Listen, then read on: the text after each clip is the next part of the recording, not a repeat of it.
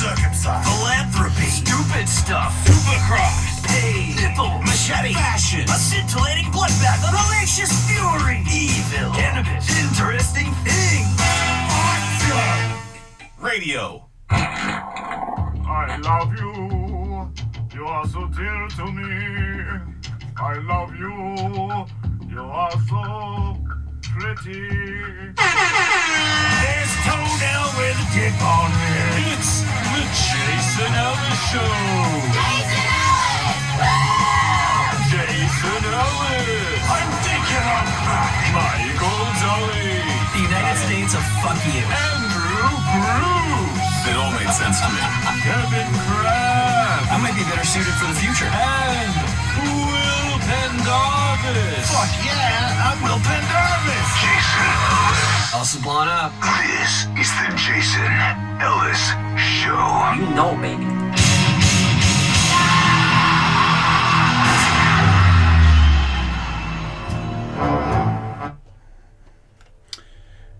Oh, hey. Did you know that butterflies taste with their toes?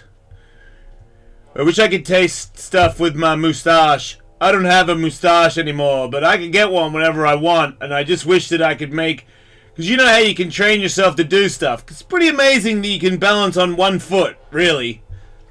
Dogs can't do that. No fucking way. Ever seen a dog balance on one foot? Nope. Can't I teach my moustache to taste shit? That way, like, before it goes in my mouth, my moustache could be like, it's the Ellis. It's no good. I don't know why my moustache would refer to me as Ellis. But I guess that my moustache, if it did talk to me, it would be a man. It'd be weird to have a woman moustache. Even though I would watch a movie about a man who had a moustache that was a lady that talked to him all the time. Like, you know how Mel Gibson could hear what women thought? What women want, yeah. Well, women have been known to be beards for men, so why not a mustache? Ooh. I see. Yeah, yeah. Is that a double entendre? Because isn't it really a talking moustache, but in actual fact, it's a moustache disguised. You're disguising your homos? Yeah, well, it becomes like a triple entendre at a certain point. Uh-oh. The beard itself was like a metaphor. Right. The thing. I'm assuming they called them when a gay man would appear with a woman, so everyone would know that he was gay, and they'd call that woman his beard. Yes. I'm assuming they meant that woman was there to man him up. Yep, that's what I got. Right. Right. But now we're taking the metaphor and turning it back into the reality. Right. The woman really is his facial hair. Right. The beard. Starring... You mean not me? Buzz, not me. I'm telling you, Rabies Babies is happening. I mean, it's gonna happen. Betty, are you into Rabies? Was it Rabies Babies that you were the one that was investing in that one, or what other one was supposed to be doing? Oh. Gotcha. But you're saying there's a bigger potential of a really good script for Squatchula? You want to break down a little bit, because you're so inspired by it. Can you break down a little bit on how you think Squatchula would be good? What does Squatchula mean to you? Yeah. What Squatchula? Who has Squatchula? That is a pretty weak... Like, if I'm going to make the movie Squatchula, what kind of budget are you talking about, first of all? I thought the whole idea was we were moving past we already have the costume level. Yeah.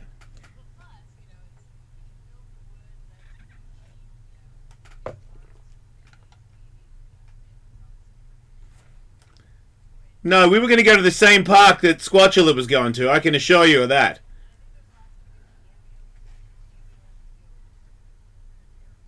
That's the difficulty of Rabies Babies, for sure. Right, because Squatchula could be anyone.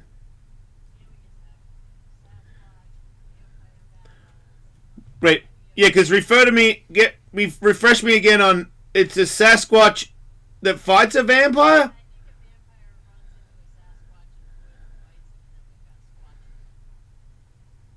Right. So are there any other vampires or Sasquatches in the movie? Besides the two that fight?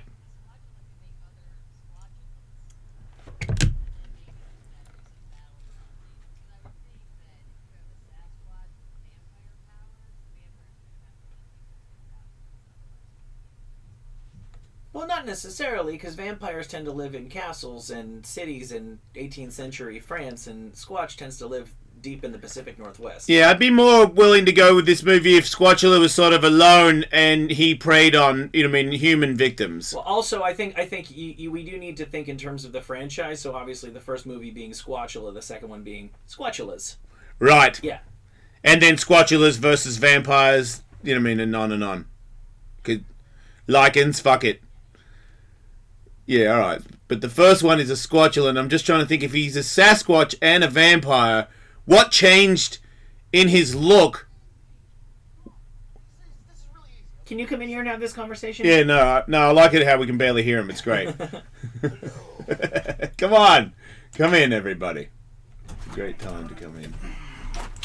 Also, are we sure, whatever, we can obviously bend the truth, it's Squatchula, but is the Sasquatch smart enough to realize it needs to stay out of the sun? Look, I can answer all of your questions, okay? So, the, vampire comes across the Squatch in the woods. They have a battle. It bites the Squatch. Now the Squatch has vampire powers. Does he look any different?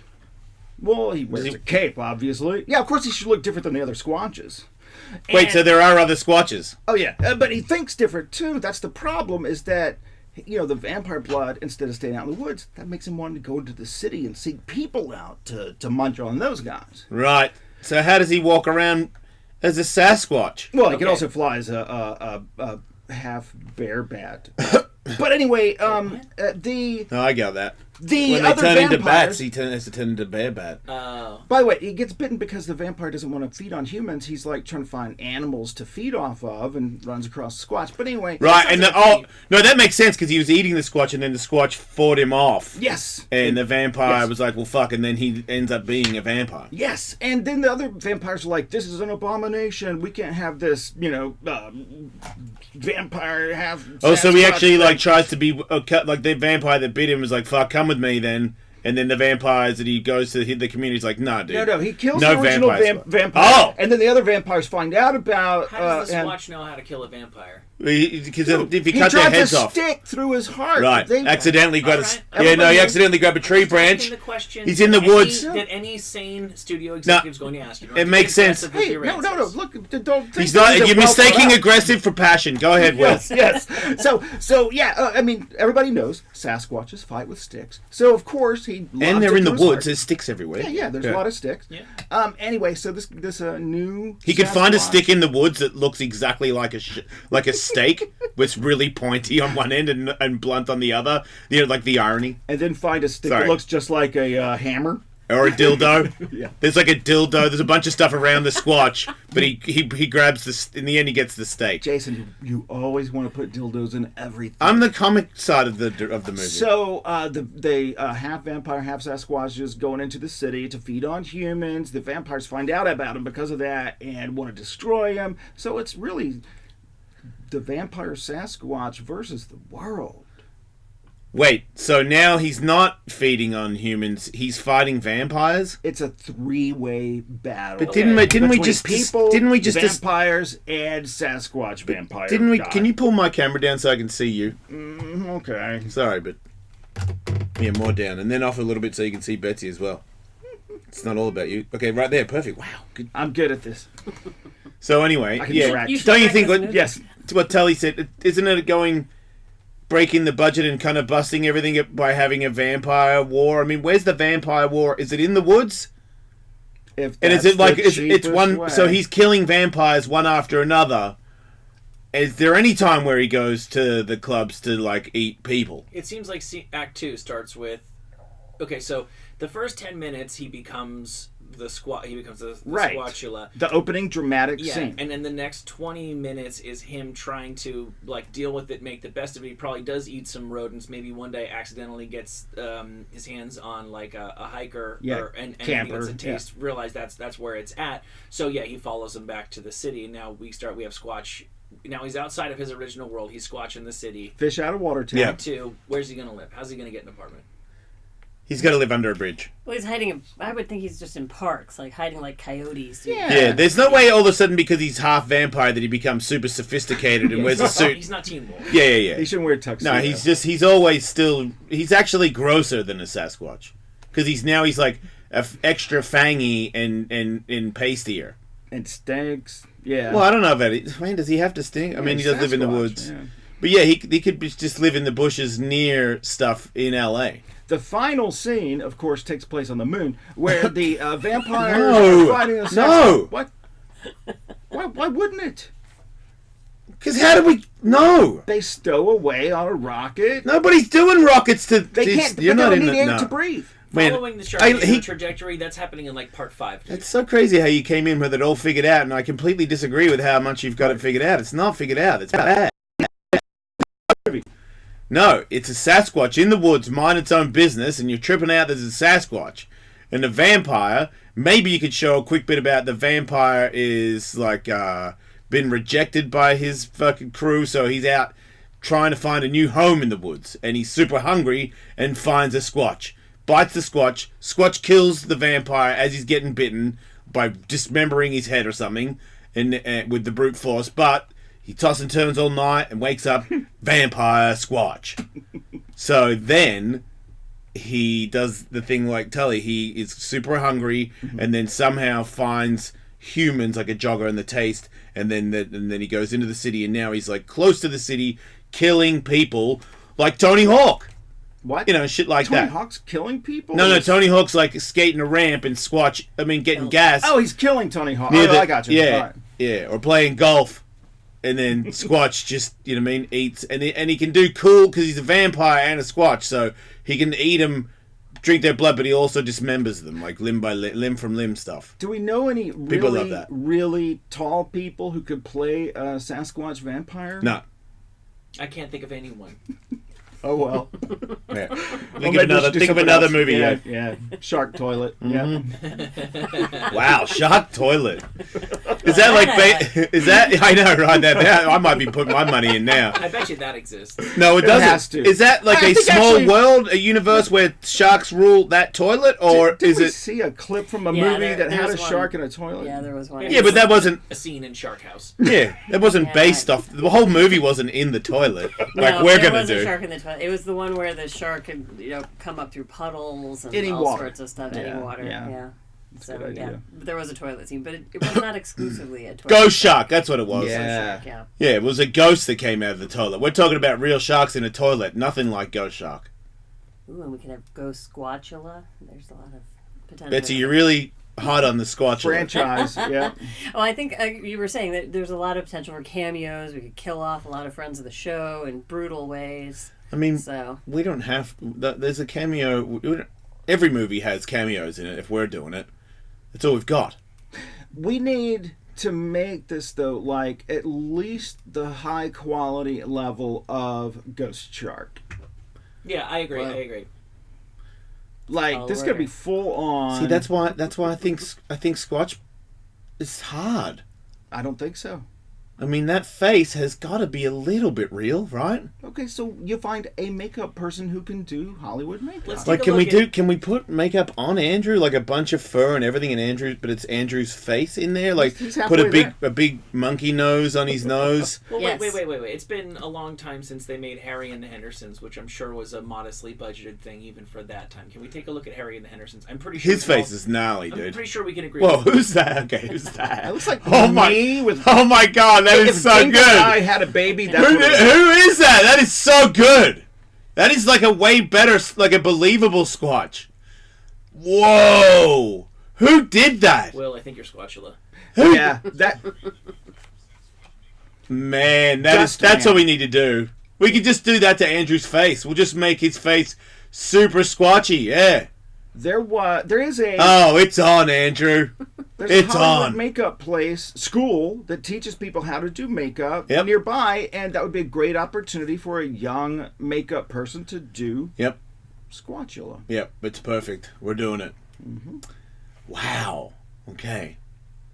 Yeah. So then when he gets bit, then the makeup lady can make Squatchula look like get him like way more pasty and vampire. Yeah. Exactly. Maybe even his hair turns gray or something. Or with like red eyes or something. Yeah. Well, Dan, who's listening, wherever Dan's listening, says that the vampire like the gray streaks. Mm-hmm. Yeah. And the cape. I mean, the cape might be going on. He finds a... Why did he find a cape? Oh, he could take the vampire's cake that he killed. Yes, as a trophy. Like he takes. He some uses of it the for a stuff. blanket that All he night. knows about being a vampire is whatever. If that guy has some weird tick as a vampire, then he's gonna do it too. A monocle. Maybe when he's tossing and turning his first night of the vampire transition, we could go through all of the powers he's going to have. He dreams about being the Squatch bat and all the rest of the stuff. So we can define his powers via the dream. So he's understanding what's going to happen to him. Yeah, that makes a lot of sense. If a human vampire turns into a bat and flies around, what does a Squatch vampire... Flying squirrel.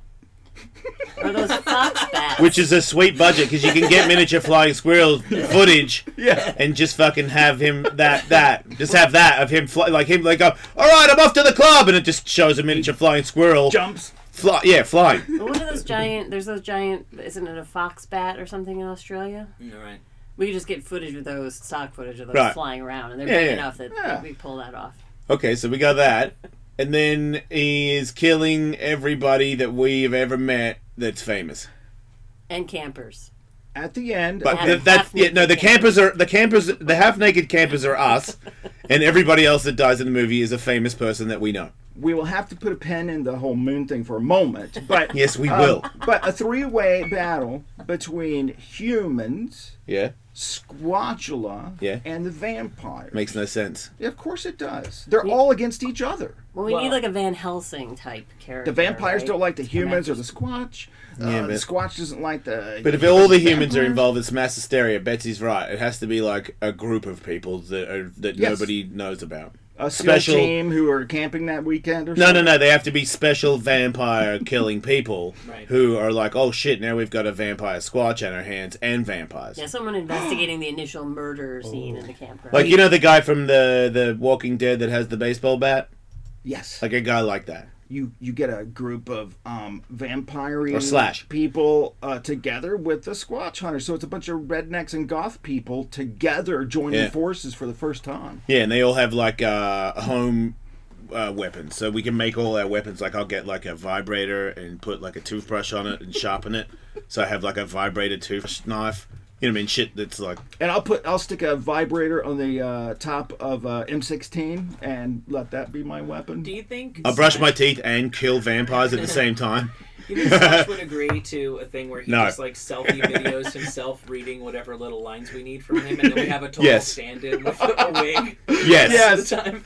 Yes, I do. Get out of my yard! Who's the... Doesn't Dracula... And he's just in the movie all the time. He's just fucking stunts, punching people. He's fucking everywhere. His face obvious double in a wig. That's the fucking movie. That's the whole movie. That everything is based around Slash not being in the movie, but he's in the movie. Right. But he's got so many parts. Like that guy, like that He's wig. got love scenes. That wig is fucking in the background of every scene. We just send him all of his lines. He knows no context whatsoever. He just reads them all in one take, and that's Slash. He's a star. Or you could just get him to record. The fucking movie's starring Slash. Yeah. All the posters. He has no idea what it's about. He can record yes, no, maybe, Right. and Yeah. I know. I'll call him and record those things that he says, and when he disagrees to be a part of the movie, I'll have all those words. Wait, we've got it on it. We've already got it. We've got him. Yes. Exactly. He's in it. What's it called? The movie? Slash, what should we do? Squatchula. Squatchula starring Slash. Versus Slash. Oh yeah.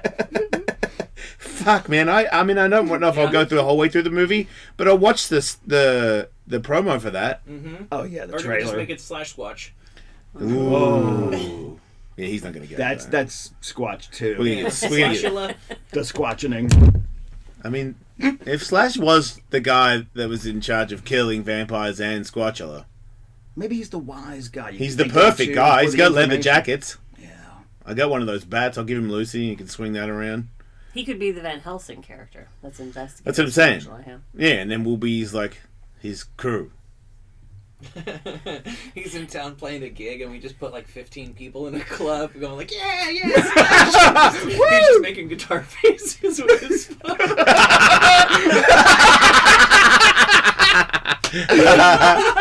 Oh man. Hey, Andrew, you gotta on the fretboard, and then his face is like, oh yeah, yeah. You gotta get his people to ask if he'll do it, because if he does do it, then the movie's on. Slash Squad. That's my incentive. If Slash is like, here's your fucking video. Here we go. I'm like, oh my god, we gotta do it. Oh, we've got a lot of calls. Do you want me to go answer those? We need to get Eli Roth maybe involved. Yeah, okay. This is horror right up his alley. Is he willing to be at least an executive producer? Yeah. Because that can mean absolutely anything. Yeah. Judd Apatow does that. Sometimes he's hands-on. Sometimes he just says, I want to see this happen, and I know if I put my name on it, it'll help get it out there. From the creators of Cannibal Island. You guys are fucking idiots. And Appetite for Destruction Yeah. comes. No, they'll all invest for sure. I'm surprised. This is probably Eli right now. Hello, you're live on the Jason Ellis Show. Yes.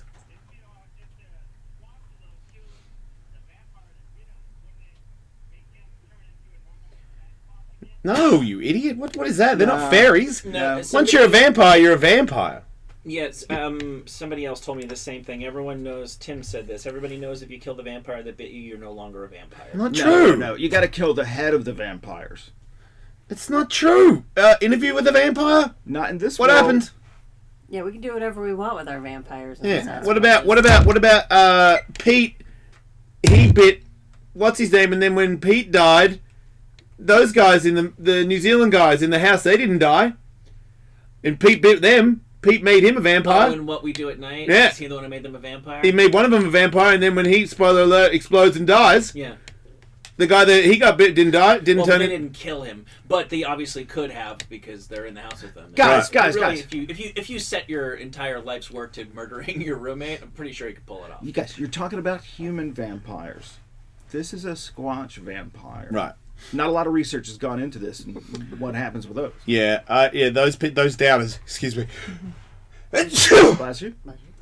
Yeah, those haters can control off because that's not the movie is not spoiled by wait, if you kill the vampire that beat you, you're not a vampire anymore. No, you are in this one. Sorry, not sorry. Yeah. And doesn't Dracula? Who's the little like toady person that helps him out? He's got a little.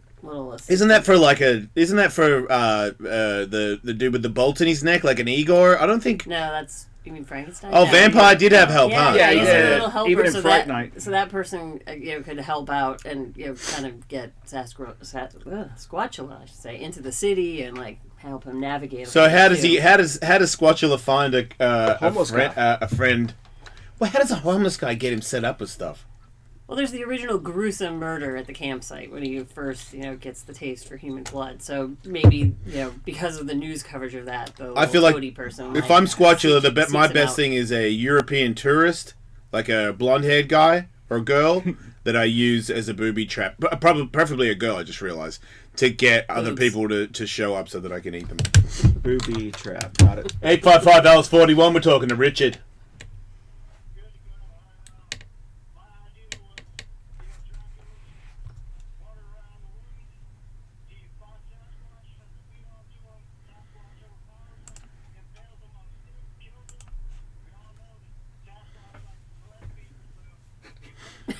Wow. We know that. Yeah, thanks. That's going to be in Thanks, Andrew, for putting that guy on hold with that valuable information. Joanna's parody of the Sasquatch movie, maybe, but that might be a little much. Yeah, the porn version, Squatchula. Snatchula. Here's one that I will go with. Martin. Let me hear it. Yep.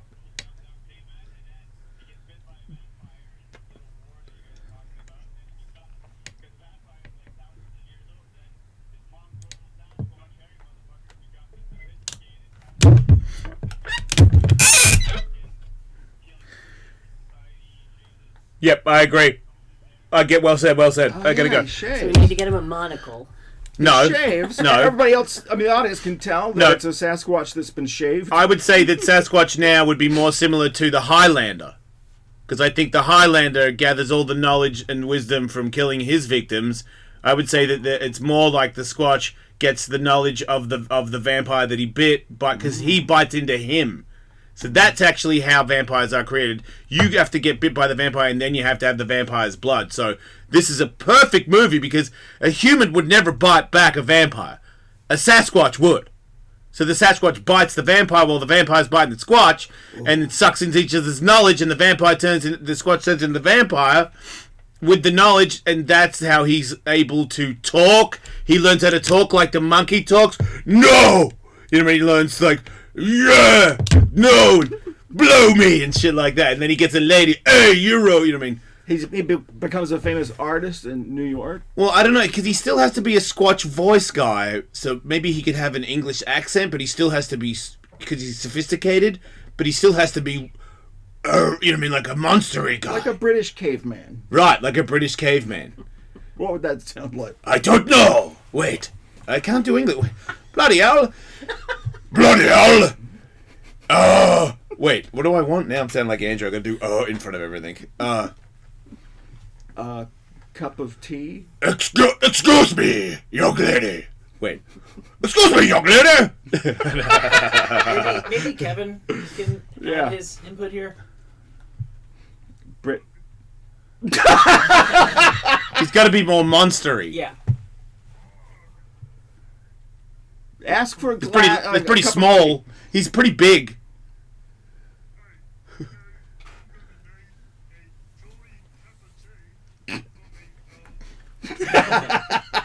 Yeah, that's not gonna work. Maybe Kevin could be the little toady guy. Does he absorb enough knowledge to say, I don't know, build a rocket? Just asking. Sure, Will. I mean, why not? Why the fuck not? If he attacks Elon Musk, we've got some potential. If we can get him as a cameo. I mean, He's going broke any day now. He'll be very available. What about if the government do get a hold of him and they take him to NASA and they're going to kill him and cut him open and he breaks out of the table, stabs the doctors in the face and he's on the loose at NASA and he gets in a rocket. Is this before or after he releases all of the still living alien specimens from Area 51? Yeah.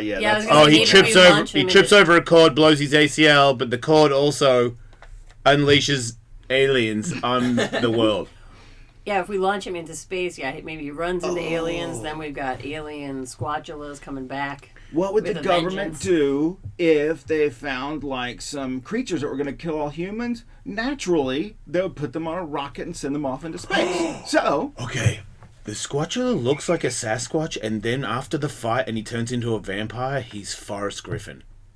I was kind of thinking that's who you guys were talking about with the tall person. I forgot about Andrew being tall. But Forrest is a giant muscly person, though. So you can just cover him in, like, pubic hair. You know what I mean? Just pubic hair him all over and have, like, a pubic hair face, chin, and make him giant fangs, and he's freaking... and he has to shave every hour or he gets all hairy again. Like, the... Armenians? No! No, I'm talking about the Nutty Professor. God. Maybe we can get a sponsorship Jesus. from the You sure that's not what you're referring to, Will? I'm sure. Okay. Jeremy, welcome to the show. Because there's one guy in high school. Come on, Jeremy.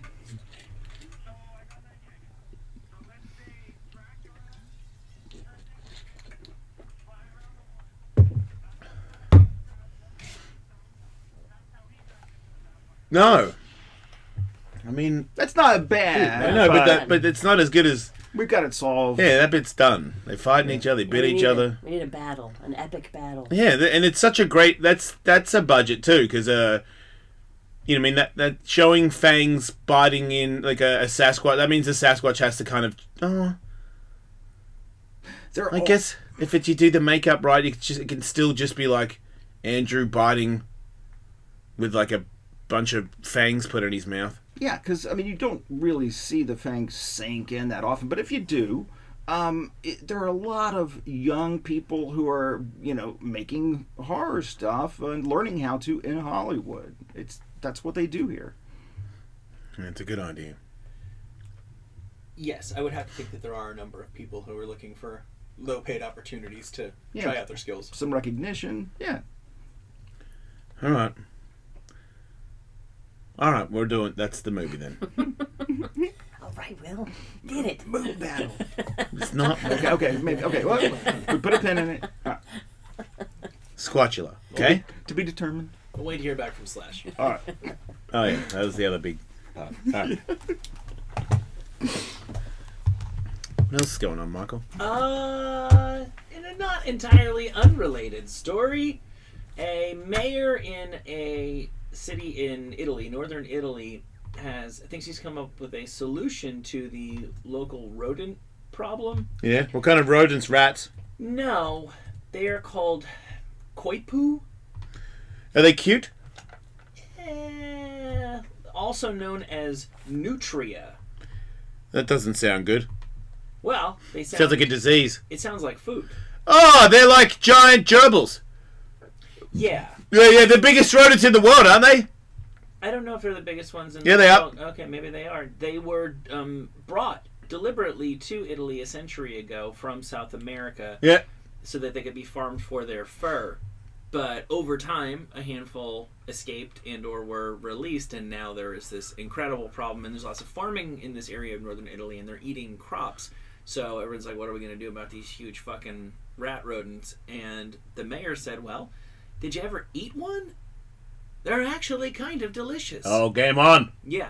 So, and most people have been revolted by that suggestion. Oh. This is the best our elected official can do, is to tell us that we should eat our local rodent Yeah, population. yeah. I back it. But at least one or two other like food bloggers have taken him up on it, and they say that it has like a rabbity kind of flavor, but maybe even better than rabbit. If you Right. can imagine that. Let's do it.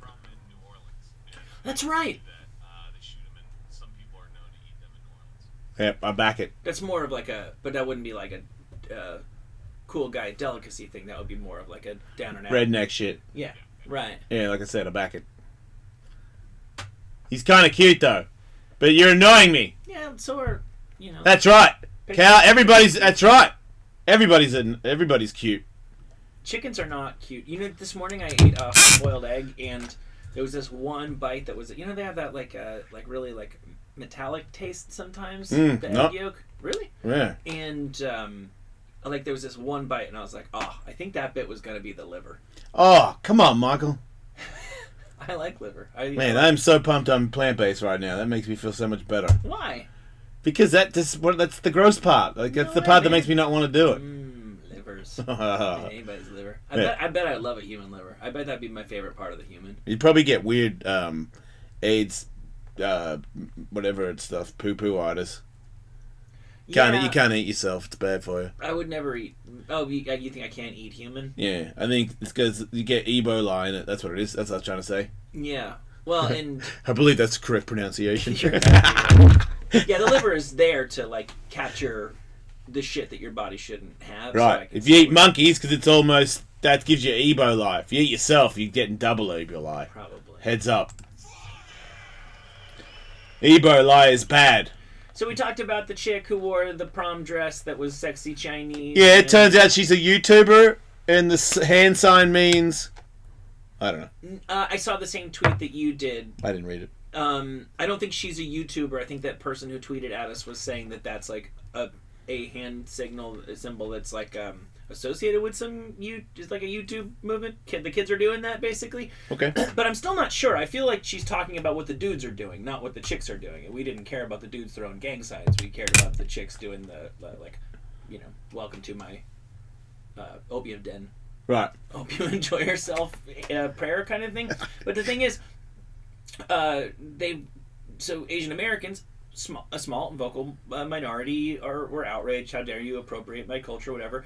So somebody had the novel idea of asking a bunch of Chinese people in China, and they were like, "Oh, awesome! You guys like our stuff?" Yeah. Yeah. And they were not right because it's only here where you fucking bummy touchy feely. Now, bear in mind, the Chinese are also the ones who had that big official state broadcast where they had people in blackface. Right. They don't care. No, they don't give a fuck. I think it's worthwhile to remember that your feelings are valid, but try to take the bird's eye view of these things. there are reasons to be offended, and there are reasons to not be offended. And you're, of course, welcome to feel however you want to feel. But your truth is, and this is my message to planet Earth at this point in history, your truth is not necessarily, it's not untrue, but it's not necessarily the whole truth. I remember, I was reminded reading this of one time I smoked a joint with this Irish lady, and she was like from Ireland, had just gotten there a year or two before, and she told me that when she first got here, she was, offended is not the word, but she did not care for St. Patrick's Day. Yeah. Because she's like, oh yeah, great, because that's what we do, green beer and fucking barfing everywhere. That's totally our stuff. Corned beef, that's the only thing I ever eat. And then she said after a year or two, she started to think, well, but it's also kind of cool that you guys, you have no idea what being Irish actually means, but you guys think it's cool to want to be Irish for a day. Yep. And even if you're doing it all wrong, I think it's kind of cool that you guys like us that much. Yep. And I thought that was a nice way of looking at it. It's the best way to look at everything, Michael. Yeah. I feel like as soon as you're offended, you've lost. Yeah. There's another way to look at it. I saw some stupid movie just enough to get a good part of it from it, where a dude had a time machine, or his dad was capable of traveling time, and then he taught him how to travel time.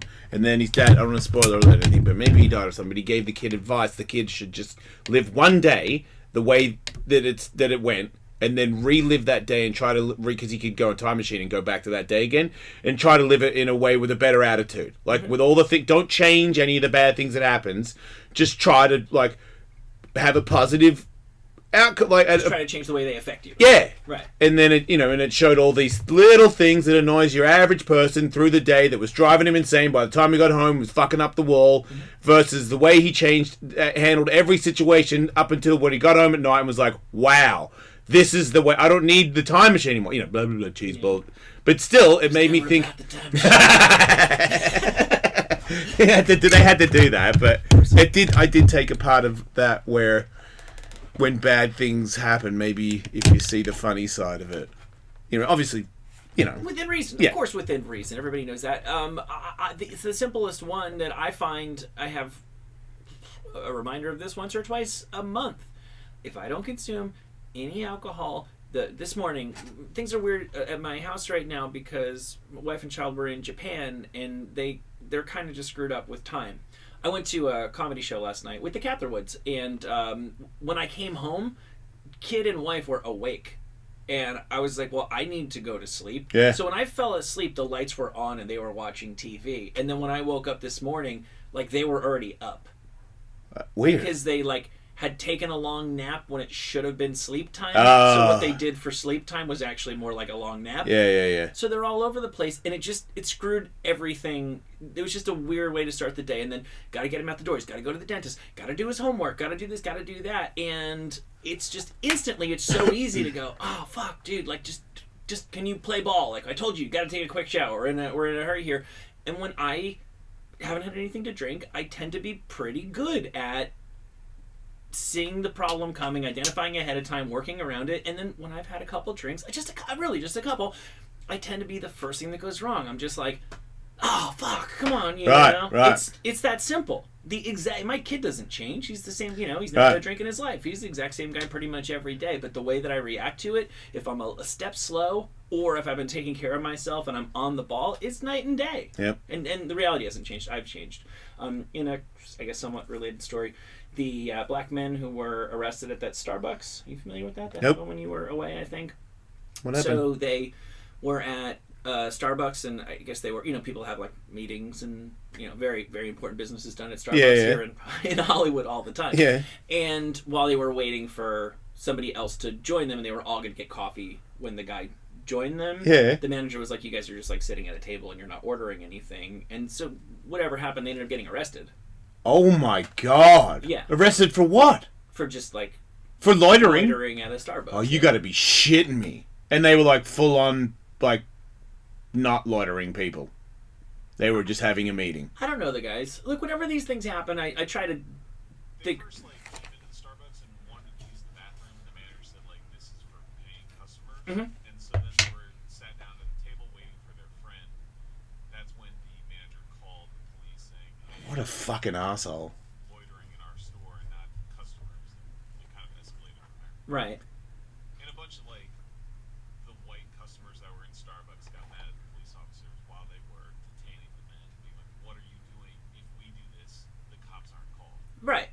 which by and large is true, and now a bunch of people can call, well, I don't know, I'm white, and one time this or that. So, like, the guy who started the furor against the lady wearing the Asian dress to prom was exposed as a crazy Twitter racist. Yeah, but so, I don't care about the video or anything. I just look at it as the black man that got arrested for being at Starbucks waiting for his friend. I'm pretty bummed out. Well, right, That's all. but I'm just saying that If I was him, I'd be like, wow. I get bored very quickly at the details of these things because it's so many times that happens, and then somebody goes, well, actually, you know what? Later on, they went on that guy's Facebook, and it turns out that he's a fucking asshole. So that turns the whole thing on its head. The fact of the matter is, yeah, I used to live in a town where brown people got pulled over when white people didn't. Yeah.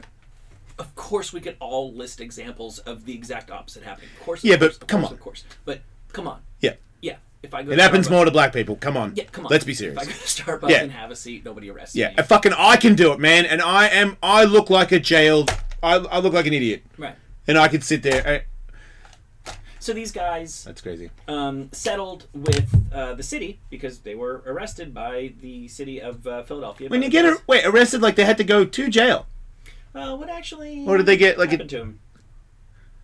Like, can you... There were formal charges, but they were detained and put in handcuffs. Right, but once you explain that you're a citizen and you weren't loitering and you were waiting for your friend, you don't get a ticket or anything, do you? I don't. This whole story. The only question that I have would be like, if you go into a restaurant and don't order food and just take a seat at the table, can't the restaurant kick you out?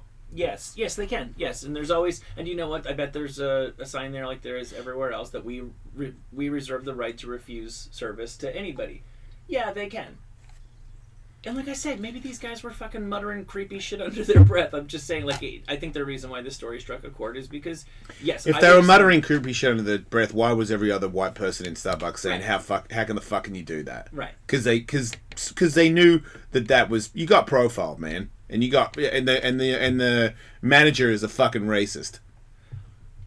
Because that's just, if there was one other person sitting next to those guys going, yeah, man, they were creeping me out. But to just have, like, Jimmy in the background going, you can't do that! Because Jimmy knows, man. Everybody knows that was fucked up. Right. So what has happened is they have agreed to settle with the city of Philadelphia, and they will each be paid by the city $1. Oh, And they've settled. okay. They wanted this. Okay. They Oh, okay. settled for $1, and the city will give $200,000 to a nonprofit student, Ooh, that's real. which is nice. Yeah. And that's why I think this ties into the other stuff we were talking about. Is I think you can, a lot of times it is what you make of it. I still hear people arguing about, people love to fucking talk about the NFL players kneeling, and there was one thing I heard. Wait, that's still... Well, they're not playing currently, but people, the pro people, people who support them don't necessarily love to just wedge it into conversation, but I have noticed a couple of people who are anti that find reasons to still talk about it. It struck a very raw nerve with. What do you mean? They have to keep talking about it? Yeah. Players have filed collusion lawsuits against the NFL, saying that the owners are not allowing or choosing not to sign the players that deal and are talking to each other and banding together, and therefore colluding against players' right to protest. Got you. If all the owners put their heads together and said, let's just not sign those troublemakers, then that's collusion. Yeah, wait, is there truth to that? Well, they've filed a lawsuit, and we'll try to figure it out. I mean, there's two things. With collusion, there's always A, did it happen? B, can you prove it? If Coke and Pepsi put their heads together and said, let's, make our sodas twice as cheap as we used to and not tell anybody, first, it has to happen, and secondly, our production twice as cheap, and then you need to prove that they did it. But I just remember hearing at a certain point that I thought this was a done deal, and I'm like the only person who remembers it, that there was this big summit. What are we going to do? Players, owners, we've reached an impasse. The president's, weighing in on it all the time, that the players were going to stop kneeling, or the people who didn't want to stand were going to stay in the locker room while the anthem was played, which, by the way, is what they did for years leading up to this. But then the league was going to dump all kinds of money into a huge civil rights initiative. And I thought that was really, really cool, because the NFL has been nakedly courting female fans for years by making October the breast cancer month and everything turns pink. Yeah. So what do you think?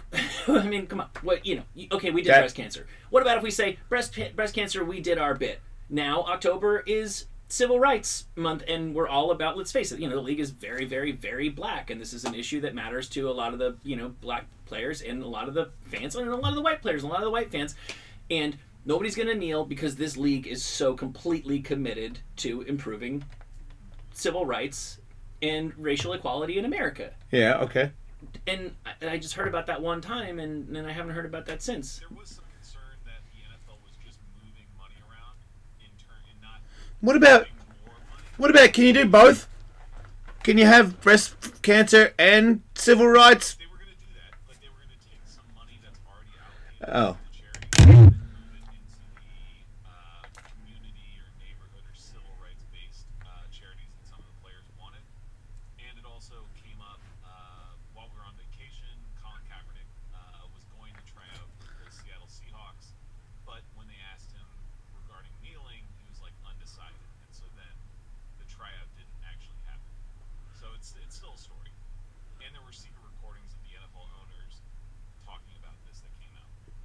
Oh, that's bad. So yeah, it's still an issue. Oh, I don't really. I don't want to bum anybody out, but I don't care about football. Sorry. No, I don't think you have to care about football. Like I say, to me, the only reason why I bring it up is because I think that sometimes that when people are at loggerheads, when one door closed, you got to open another window. What if they just did that? What if it was, and it doesn't have to be breast cancer or civil rights. What if it was fucking November is fucking civil rights all the time? Isn't everybody happy? I gotta think football's got to be such a big old royal thing, like it's such a giant thing in America, which means it's so old-fashioned and white, and almost everybody that plays it is black. So it's probably because I don't play football, but it's probably the most high-tension racist place in the world because I just got to assume some of these white people that are in charge of all this shit are racist, and then the money they make is from 80% black people, It got really bad during this past season. like NBA too, right? Is it weird? The Houston Texans owner said something to the effect of, "We can't let the inmates run the asylum." Oh my god. And a number of players took that as like, okay, we know you're a big Trump conservative guy, and now with that comment, we know exactly where you stand. So there are concerns across the table regarding players. Isn't it funny now? One minority owner. Isn't it funny now that I think only from watching politics now because there's a reality star that's the president, that I am under the impression that most big rich white people are racist. Yeah, I think that's unfair. I don't think that. I know, but why do I think that about anybody now when I never thought that? Now I'm like the giant, you know what I mean? Like what does he own? Everything. I'm like, he probably fucking hates black people. Why do I think that? I don't know, particularly because I feel like I don't know a lot about old money, but I feel like a lot of the new money that's coming along, like the guy, it seems to me that most of the new money, the tech money, largely is very liberal. Yeah, like I the agree. guy who bought the Clippers is like the Microsoft guy, Right. Okay. and I just tend to, I don't know, maybe he's fucking super racist. I'm not basing that on anything. Well, I just think. Owners are notoriously more liberal. That's NFL is really old. What about that one guy that got his team taken off him? He didn't sound very liberal on the phone to his girlfriend. No, but he was really not typical of the. Oh, okay. The NBA is way more, is way less conflicted about this stuff. Yeah, I just think old people in general are suspicious, and when you've got lots of money, I don't know, you're even more suspicious. I don't know, man. All my life I've heard old people say racist shit more, with less guilt in it too. Well, yeah, it used to be old people are more racist than young people. That's That is all. pretty much true. And rich people are bigger pricks. yeah, I don't know that they're necessarily bigger racists. They could be. Yeah, no, Well, yeah, you're right. you're Old right, people- Michael. the But world- I gotta, The world used to be a more racist place, so Yeah. definitely old people. I mean, I think it is fucking remarkable that there are people who, fought in the Vietnam War who are like open-minded about Asians. I think that's tremendous. and that's Because I would never blame them. No, I heard a man who has passed now, who was in one of those wars and was very racist. But I don't think he was racist. I think he was just in those wars. Dude. And I was just like, I'm not going to say anything. I don't know what to say. I wasn't there. Yeah. You're scaring the shit out of me. I know that. How come Americans aren't racist against Germans? How come Well, you Americans are. aren't racist against... I am. How come Americans aren't racist against Italians? How come Americans aren't racist against Japanese people? Like, there was... Fucking Daffy Duck was telling you they were evil and we gotta go kill them. He did. I saw that. And I wasn't even around for it, but they play that still. And then, like, 20 years later, people are just like, oh, you know, it was a weird time. I give people a lot of credit for that. I really, really do. And vice versa. Because, like, Japan loves us and fuck. I mean, we were pretty... It was all out, total... Yeah, everybody killed everybody. I was aware of that. We dropped bombs, and if they had the bomb first, probably would have dropped it on Yeah, us. my granddad told me he killed a bunch of people. Yeah. He exploded people in a tank. Yeah. In other NFL news that has nothing to do with the shit we were just talking about, a bunch of Redskins cheerleaders Yeah. went on a trip with on behalf of the team, not like with... How old are cheerleaders in the Redskins? Yeah, 20s, 30s. All right, that's super hot. Go I'd on. say they felt forced to escort and entertain men on behalf of the Redskins during a trip to Costa Rica What? in 2013. Yeah, there was like a photo shoot. I think they were making like the Redskins cheerleader calendar. Yeah.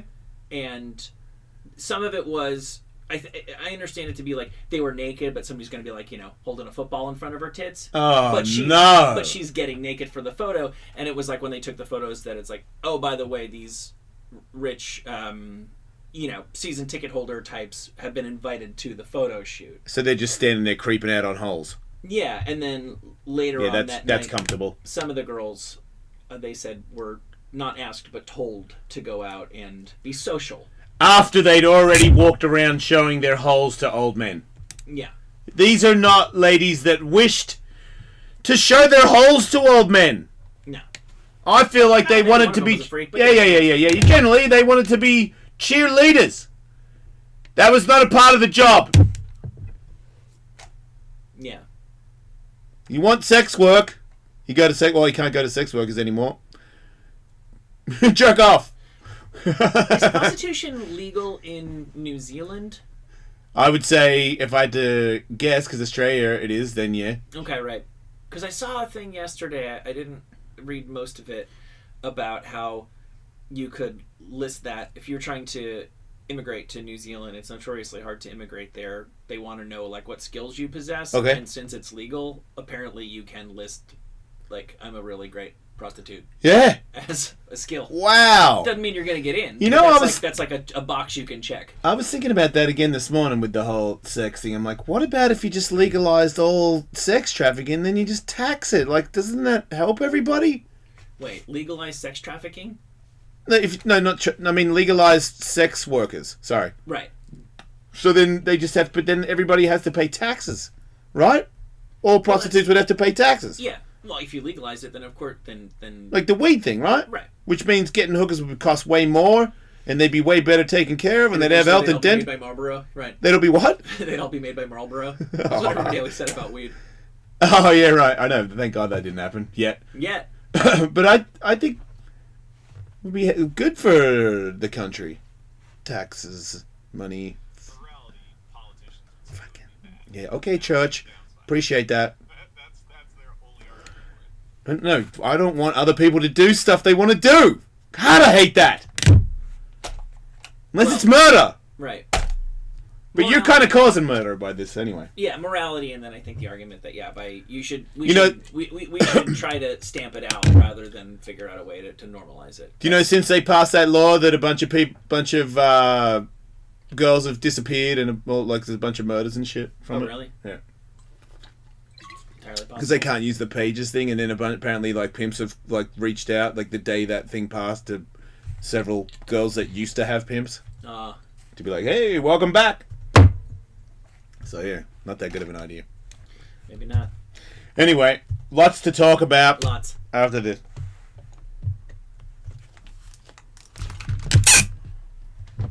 Is it hot in here? Yeah. Well, I don't have a hoodie on, which I do sometimes. All right.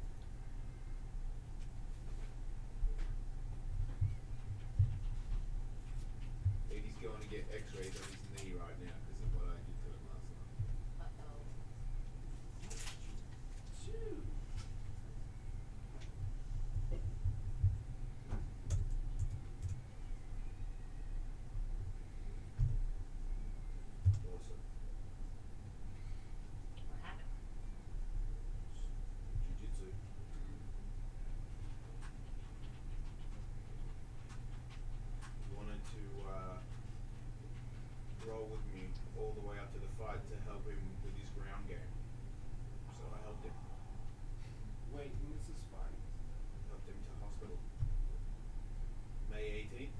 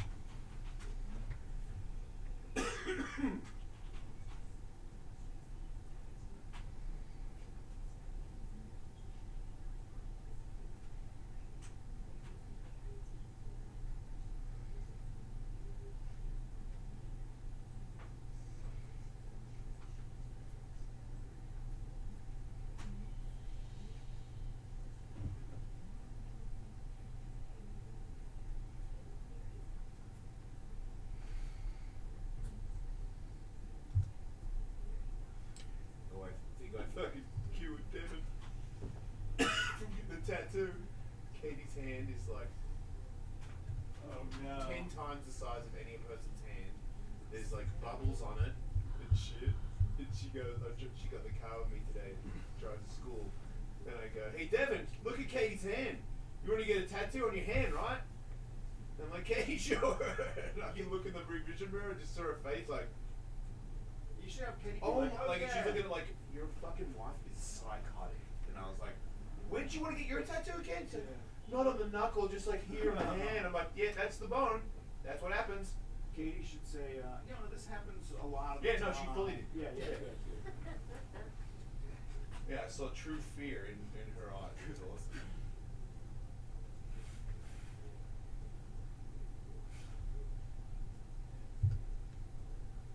But I don't think I've seen anybody's hand look that bad with a tattoo. It was 5 hours, right? That's brutal. It's 5 hours. It's the 4th time. Yeah, right, yeah.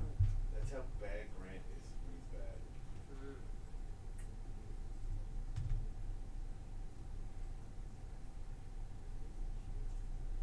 You ever seen Malice's sister's tattoo work? She's really good. She's a really good artist. It's got a different feel to it. I was talking to Malice about it at Alice Painting. She said her sister was an artist and then became a tattooist. So she kind of has a different vibe, but her colors are just beautiful.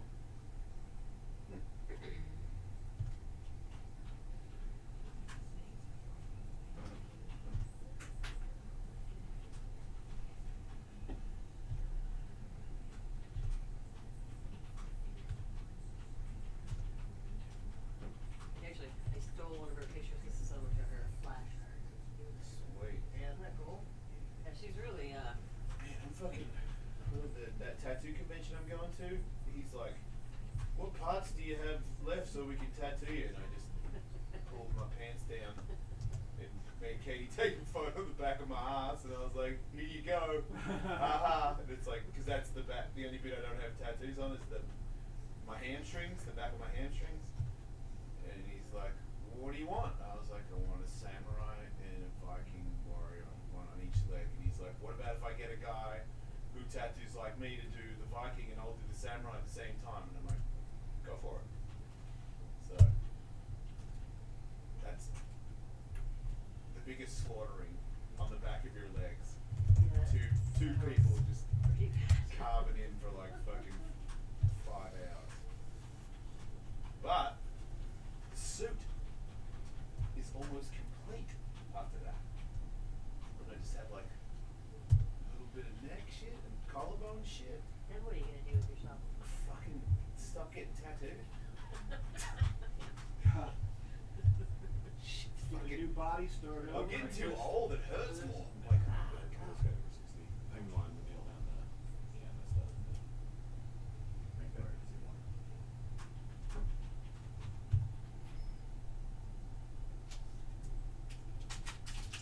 So what do we do in this hour? Sorry, what was that? So what do we do in this hour? The coolest guy over 60? And he's out. Netflix? Yeah. Okay. He's out. Eddie is? Oh, no.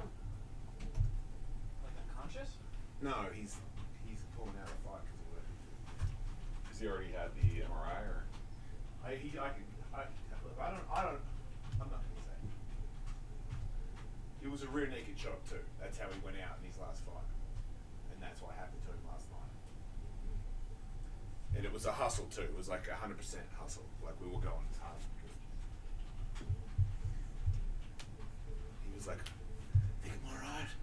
I'm like, "I think you are too. You just don't like getting choked out." Fuck.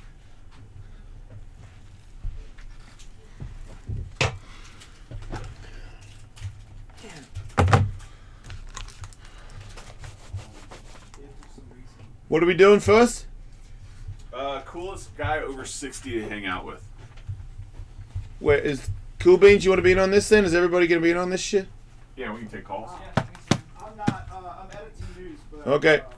I mean, Kevin will be. All right.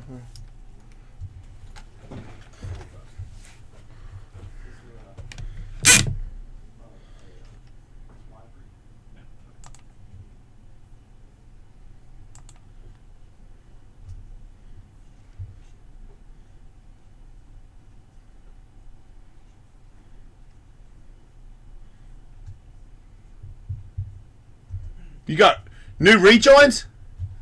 Are they turned down? Yes. All right. Fuck yeah.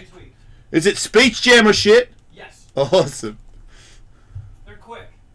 Okay, all right. Oh, there's a whole bunch of... Oh. The Jason Ellis Show. All up in my face. This is the Jason Ellis Show on Faction Talk. Camille Cosby is standing by her man, saying Bill is a victim of mob justice. When you say Camille, Yeah. you're talking about not the wife on the Cosby Show, right? No, I don't think. I think Felicia Rashad jumped ship many months ago. Okay. And that's kind of my point. Is that's great that his wife either says or believes whatever she believes, but at a certain point in the court of popular opinion, I think we have to lean a little bit on who is coming to his support Yep. and who is coming to his aid. It takes time to understand that your husband is a rapist.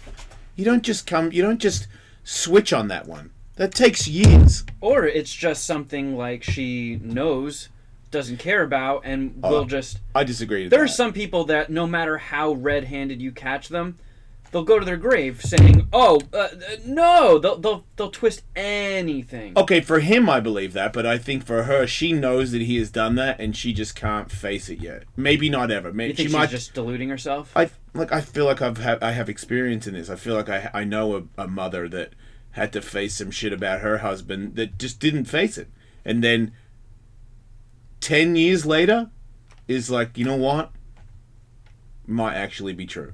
So I feel like it's time. You know what I mean? Like if you have enough time, then maybe you could accept the hideousness of that. Like maybe she's just like, because she didn't do it, but to acknowledge that it happened, it's almost like she conspired with him to let it happen. Like maybe she knew it happened a long time ago, which makes her a rapist. So you can't admit that to yourself or anybody. Yeah. Maybe I'm just making shit up. I think there is just some people, and I think there's more than people might want to admit, that will just they'll never admit they're wrong, no matter what you have on them. Yeah, it's like that fight, Dominic Cruz and Uriah Faber, and they had that big argument, and Uriah was like, "No, I didn't lose that fight." I'm like, "What?" They're watching it together over again, and he's explaining how he didn't lose the fight. I'm like, "What?"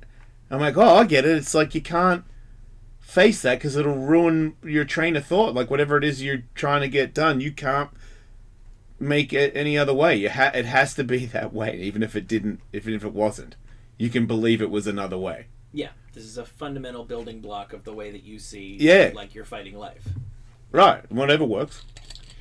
So a while back, I was watching Caddyshack, which I don't think it won't surprise you guys to learn. I don't think I'd ever watched all the way through before. Yeah, that's pretty. No, doesn't surprise me. It's very... How did it hold up to you? Because I saw Caddyshack at a very, very young age. Yeah. And repeatedly. Right. And as repeatedly as in you enjoyed it.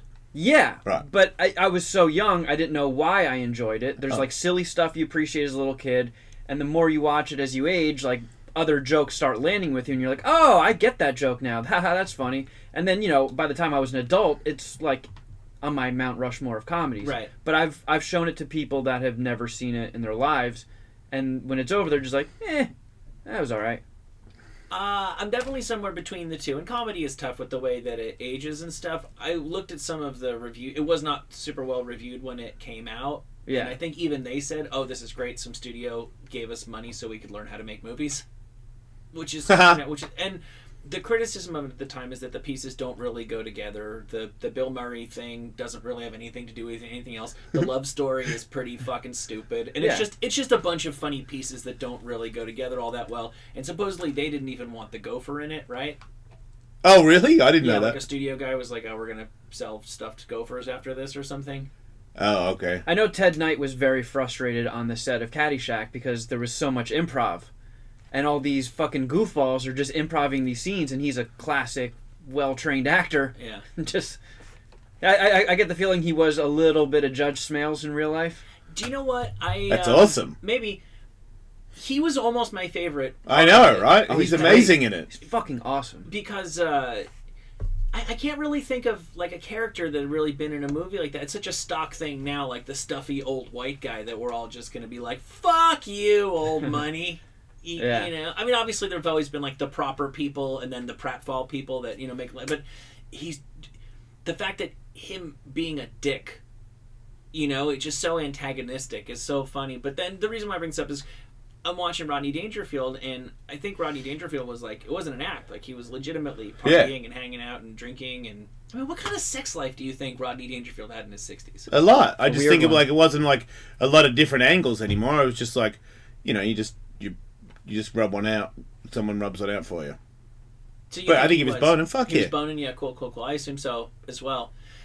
And I started thinking while I'm watching it, has there ever been a guy who was 60 or older that would have been more fun to hang out with? Like, not necessarily the coolest, or because like Hugh Hefner comes to mind. And on paper, Hugh Hefner, has it all. He's the Playboy guy. But would you actually want to go like, hey, we're, heading down to the Caribbean for the weekend. We're gonna fucking rage. Has there ever Sam been a guy- Kinison. Yeah, I don't He feel like wasn't that Hefner Oh, yeah. would be, because like you just tie Hefner in with hot naked chicks. Right. But I feel like if you hung out with him, he doesn't give a fuck about you whether you get laid. Yeah, no. Do you think He Rodney wants all the Dangerfield ass. cares if you get laid? Yeah, good He- point. Probably more than Hef. No, I disagree. And I also think that's disagree the only entirely. part of Hef's allure. See, I think those guys are assholes. I think he was an absolute prick if he was in the fuck zone. But you take away the chicks, what does Hef have? So here's, I guess, the question I But yeah, but I'd say take away the chicks. What does Rodney Dangerfield have? He's a funny guy. You'd probably have a really good night with him. Do you think he'd be nice to you though? You don't think he'd just bust your balls the whole fucking time? I don't think he would be like Don Rickles with it. I think he would probably crack jokes at everybody, and it would be fun. I think the premise you have to operate on is that these guys like you for some reason. Yeah, they yeah. come in and they hang around on the radio show. Yeah, but and they're they go, drug addicts, which means they're mood swingers. So, like, Yeah. yeah, sure, they're partying at night, but they're gonna fucking blast you, like, freak out on you, like, the next day or, like, 20 minutes later. I don't know, sooner or later. Right? Maybe. He has to be an up and down guy. Think about Scotty and talking about, Kinison. Yeah, Kinison. How he's, he's a fucking asshole if he wants to be. So, is there anybody who's over 60? And I would say living or dead, but is there any, like a 60-year-old man that would be really legitimately fun to hang out with if he wanted you to hang around? I feel like Is John Travolta, but he just wants to bang. Oh, I don't want to say that. Bono sounds fun. I don't think he's 60 yet. Isn't he? I don't know. Let's see. I reckon he's 60. I hate to go right back to. Oh, my bad. I hate What? to go back to Caddyshack so quickly, but what about Bill Murray? Yeah. That's fair. Yeah. That's absolutely fair. Yep. He still drinks, right? Yep. Yeah, apparently he's quite the goofball. Mhm. He likes to fuck with people. Does he fuck a lot? Like, I know he can, but does he? Is he married? Doesn't seem like even if No, he is. if he is, he's cheating on her. Yeah. Because Doesn't seem like he's ever you're at everywhere. home. Yeah, he just constantly shows up at hot dog And, stands. and we're asking the question if he's married, so that means he's never shown her ever. so yeah, That's a he's good fucking point. anybody he wants to fuck. Yeah. Somebody said Jack Nicholson, but I don't know if Jack is. I think Jack maybe 10, 20 years ago. I don't know if Jack's doing it now. I mean, he can't be. It's too much now, right? I think We're talking about Sean Connery now. We're talking about people that are in 70, 80 land, and you're not going out with them, are you? Sean Connery and Jack Nicholson now. Yeah, you don't want to hang out with them. Yeah, they're kind of. They probably have like nurses following them around. Well, that's a really narrow. I mean, do they have? They might be close to nurses, Okay, right? yeah, but Rodney Dangerfield's dead. So let's just say. Yeah, but you're saying when he was 6. Oh, okay, right. When okay. they were in their 60s. Okay, yeah, point. Good point. Oh! Fucking Arnold Schwarzenegger's. How old is he? Oh, he's got to be in his 60s. Oh yeah, I think he's in his. He might be 70. Then he wins hands down because now he had heart surgery, so not so many parties, but 60 Schwarzenegger. I mean, he made a baby with the maid. He was raging. Yeah, he was partying. I've honestly considered finding that gym that Catherwood talks about and paying for a membership just to pop in a couple times, see if I can bump into him. Oh. You know where it is? I want to go there with my wife so she can run the game, see if he goes for it. I just want to watch. See, not watch the sex, just watch if he actually he's like, yes, here's my number. I'll be That's no all fun and games way! until it works. Why? You don't know me. I want to watch Arnold fuck.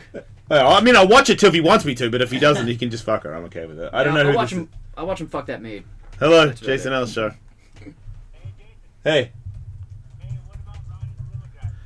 Like, that's the most fun guy in his 60s to hang out with? Because, what, he just recently discovered ass play? I don't know. I don't think it was recent that he discovered it. But, yeah, it seems like it'd be fun to go out with. I've hung out with Ronnie. I can sign off on that. He is a very fun person to hang out with. Okay. All right. For sure. There you go. What about your guy that you follow on Instagram, the old gray-haired guy who dances on yachts? Yeah, I don't follow him. I don't know if I said that. I might have made that up. I don't follow that guy. Yeah, I don't want to hang out with that fuckbag. Jude backs him, and I'm like, that. I get it, but yeah, I'm not following him. I kind of want to hang out with this guy. There are certain issues that would be why I would be hesitant, but I Oh, no. want to hang out with Mel Gibson. I feel like There's his German thing going through. Get a few drinks in him and see what racist shit comes out. See if you both can shout off, scream about N-bombs and stuff. You wouldn't? But if he did, would you go there? not with them. I'd walk away. Oh, Andrew, what's your least favorite race? Wait a minute, was Cuts that you Mel off- Gibson? Cut you off before you can answer. Sammy Hagar? Who the fuck is called to say Sammy Hagar? Really? The ultimate... He's got his own tequila, so he might have to pay for shots. He's got a club, so it's not like, where are we going to go? Yeah. Go to Sammy's place. And we're gonna have to play fucking Don't Drive 65 all night. You're into that, dude. Eric. Sammy Hagar, that's your guy? Yeah, no, he's fun. And you What wanna hang out about- with him. I think I met him at a swinger club. Or like 17 dudes that looked exactly like him. Couldn't tell. What about Jimmy Buffett? Who's Jimmy Buffett again? What's he look like? Fucking the parrot guy? He's a parrot guy? Margaritaville? I can't remember his head. Oh, that guy. He's a sentient old guy's rule t-shirt. You're right, yeah. No, I don't want to... No, that's bad. I'm not having a good time. Willie Nelson when he was 60. I hate to admit this, but like Snoop Dogg 60 yet? 35-year-old me, I think that would be a fun, relaxing hang. Oh, dude. Oh my god. You're the worst guy I Just know. over, just hang your dick Yeah, up. I fucking I know. hate it. Yeah. That's the dumbest. I've come to terms with how much I suck. William, welcome to the show. Hey, I've actually drank with Danny DeVito before. Yeah. Golf outing. He was a lot of fucking fun. Oh, that's a good one. Drunk driving golf cart. Yep. No, that sounds awesome. Yeah, I'd party with him, give him piggyback rides and shit. You would have the bigger dick, too, when you were, like, having an orgy as well. I would have to assume. What about now? Or God forbid he's like a one of those like chihuahuas with a big schlong. I can live with it. I mean, then I guess I'd be watching him a little bit, because that's quite a story. When you're that little, it's easier to tripod. Yeah. Okay. Yeah, good point, because Chihuahuas do that. Yeah, my guy's hung. Like, power to weight ratio, it's out of control. Tommy Chung, man, you guys got to be joking me. I don't think people were... I don't think Tommy was partying in 60. I think he'd already... Yeah, You know? was fighting prostate cancer. Yeah, something like that. Yeah, I don't think he was going that hard. That's another chill hang. He still smokes weed. You just get super stoned and... Oh, okay. Because you're just looking for these chill hangs. I would, yeah. I mean, Seems like, but I don't know if that was the. Okay, yeah, no, the coolest guy to hang over 60. It didn't say to party with or anything, but yeah. That would be a fun smoke session. What about Harrison Ford? He seems grumpy. Yeah, he does. He's always angry. He's always like he has no love for the Star Wars franchise. Not at all. He's- I love the guy who's in the new Han Solo movie. They're like, "Did you get his blessing?" And he's like, "Yeah, I did." I don't think he cared. Is that what he said? Yeah, why would he? He seems very just. If you were hanging out with Harrison Ford, he would just bitch the whole time.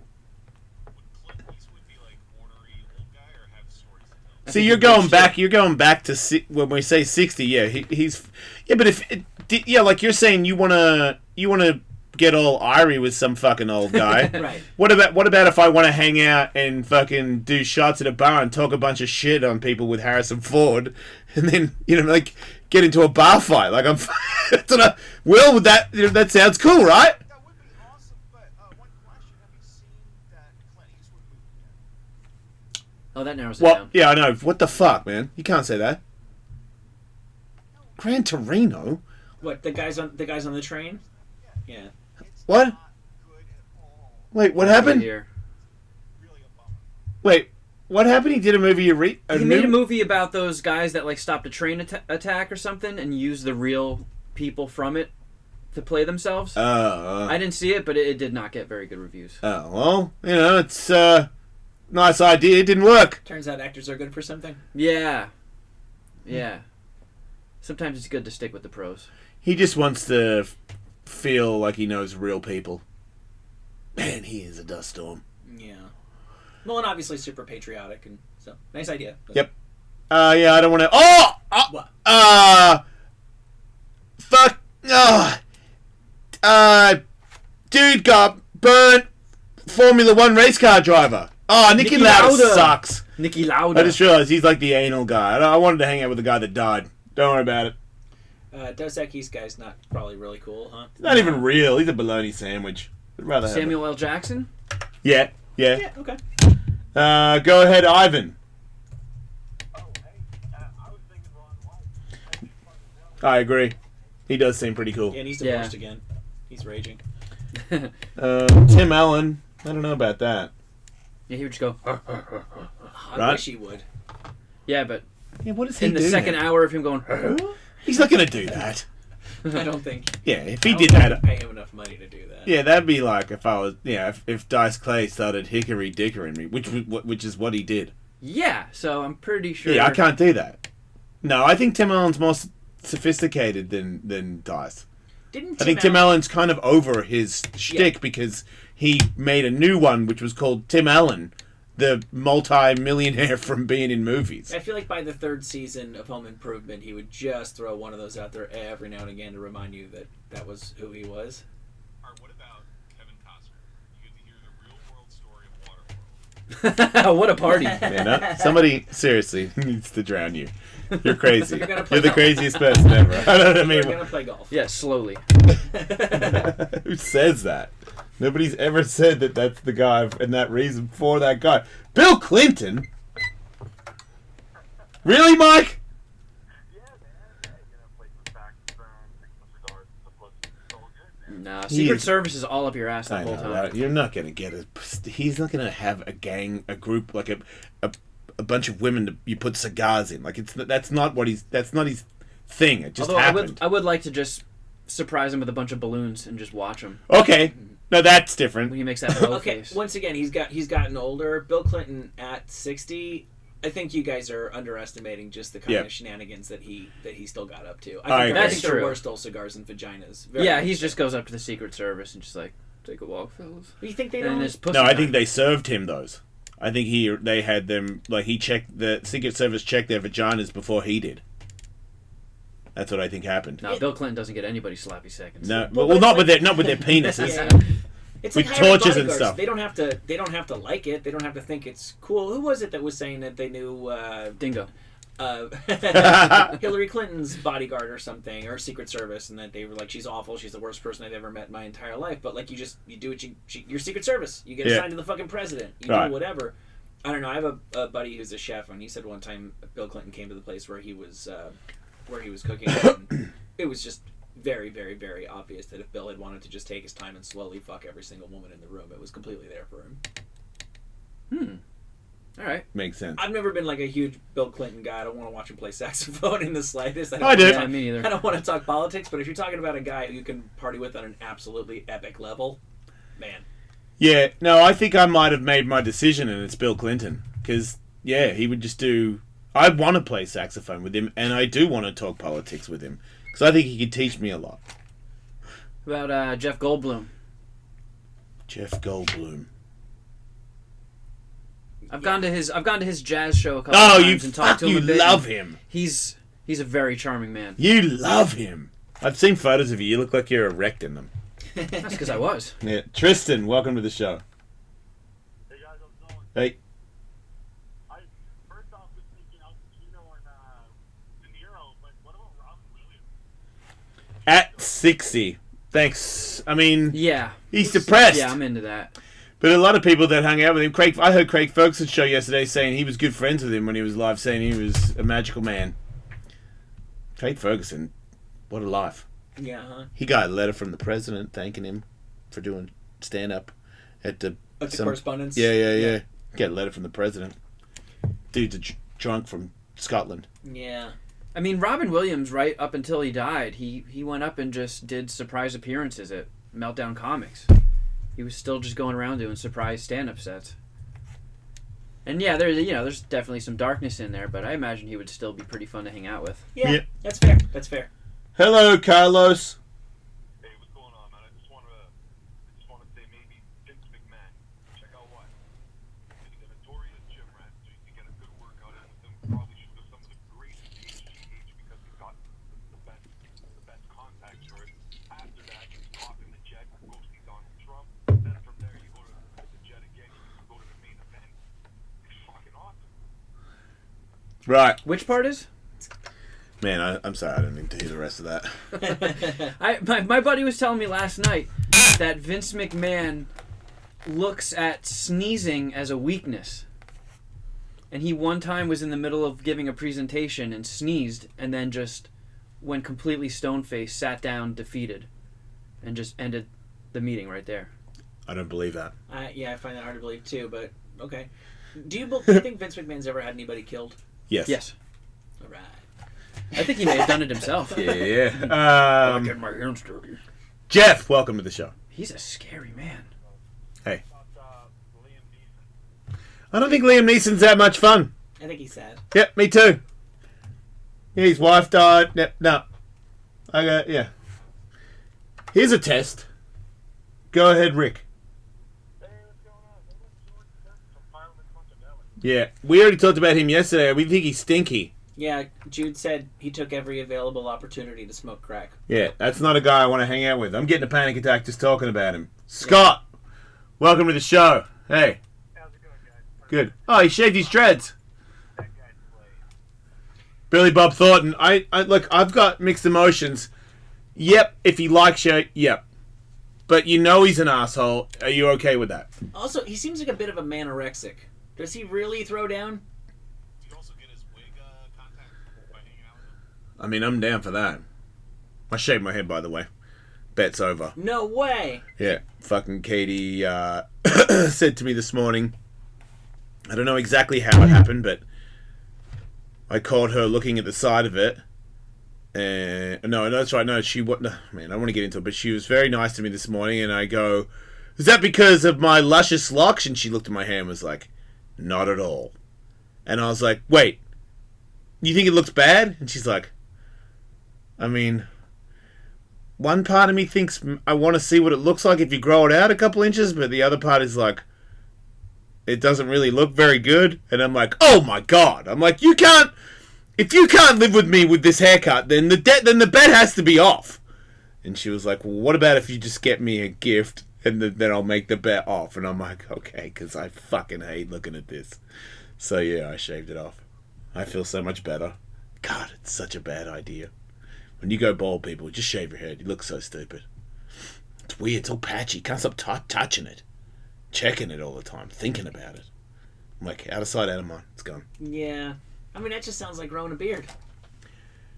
Yeah, but when your beard starts to grow in, you know what I mean? You're like, oh, look at the hair starting to grow in. When you fucking bits don't start to grow in the worst spot, you're like, ah! You know what I mean? I need it there. I don't think I could be a shaved head guy. I think I would have to just figure something out. And I mean, figure something out that worked for me. Whether I could figure out something that worked for the world is a different story, but yeah, I think I'd be a fucking Frasier. I got stuff to do. I can't do it. But yeah, look, even looking at Billy Bob Thornton, all those haircuts that he has, all those wigs, they're atrocious. He looks like a fucking idiot. I'd like to think that if I went bald, I would stick to a game plan, but I feel like that's one of those things I'd never truly know what I would actually do until it happens. Every one of your haircuts is tremendously bad. I say the same shit. Like when I do finally go completely gray, I'm like, fuck it, I'm not bothering with dyeing that shit. I'm now admitting to myself that when it actually does happen, wait a minute, who knows? Man. I mean, Billy Bob Thornton is a miracle of a man. I mean, Andrew showed me a photo of 2001 where this guy is like just an old, just a bum. She's just a bum of a man. In 2020, he's just an old fuck that looks. I don't know. You know what? I'd rather just fucking get old and waste away. I really don't. The whole wig hide makeup pull face thing where you start to look like you're a wax piece of yourself. I have no fucking interest in it, man. As a person that's already been narcissistic my whole fucking life, I don't need to do that because now when it's all coming off, I want to embrace being riddled, you know? Well, I just think that it's going to be important for me. That guy looks terrible. Like, my body still basically works the same way that it always did. You know, there's plenty of people who by the time they're 30 have had, like, you know, a knee thing or a back thing, and they're just like, yeah, I'm not a kid anymore. And frankly, I still feel about the same as I did. I don't look like an old man. And it has been weird for me that every time I look in the mirror, I see a couple more gray hairs. And you say you're going to be great about it when it happens. And when it happens, you're like... I think when you go gray when you're like 30, it's easy to be like, man, it's fucking cool. I'm just going with it because you're like premature. When you're doing it and you know that it's right on schedule, it's like, this is the beginning of me dying. Yep. That's what that is. And I think, look, really, really, I've always said this. I saw Jim Belushi at a party one time and I'd never thought of it until I saw him in person, but I was like, oh, that guy's had crazy facelifts. But he was also still starring on, like, According to Jim. And he was too old to be playing the father of a 10-year-old daughter or something like that. But the facelift allowed him to keep playing the role. That's your job. That's your career. That's your life. You know, that keeps you in the game. But if you're just doing it for vanity's sake, I think there's going to be a reckoning there. Because you can only hold it off for so long. And you're also the guy who sees yourself, like Donald Trump, before you put yourself together. You know what's really going on there. And I think when you, when you deny a problem, when you try to force a psychological issue, push it down, it only makes it stronger. The only thing I think that you might have going for you is maybe when you get so old that your shit's falling off, there's no way you can see the same, right? You know what I mean? So when you look in the mirror, isn't it kind of blurry? I just hope we go blind. Yeah, like you're not. You don't and really. Bill Cosby won't even be able to see jail. Like, can he just put headphones on and he can fucking live in an alternate universe? Just listening to the Fat Albert theme song on a loop. He'll be fine. Yeah, man, he's one of the ugliest people ever from when he was in his 40s. Like, did he have did he have a really bad drug problem back then? Yep. Oh, okay. I mean, he looks like a fucking vampire in that photo. Yeah. He looks dead. Yeah, didn't him and Angelina Jolie just like smack it up together and trade blood with each other? And then... Oh, I don't know. Okay. Yeah, but the whole wig thing doesn't even look like it's working for him. For some weird reason, he looked better when he was dead and on heroin. Because it looked natural. Oh, yeah. Yeah, 'cause it just won't fall right. No, he's trying too hard. He looks like when like Ben Stiller wears a wig. It's like you can really see he's putting on a character. Man, is he like 90? Because he was fucking 70 in the 80s. How old is he? He might be a vampire. He's 62. Well, and you can see in these before and after things, they're using filters to make the old one look as bad as possible and the new one look as okay as possible. Okay, well...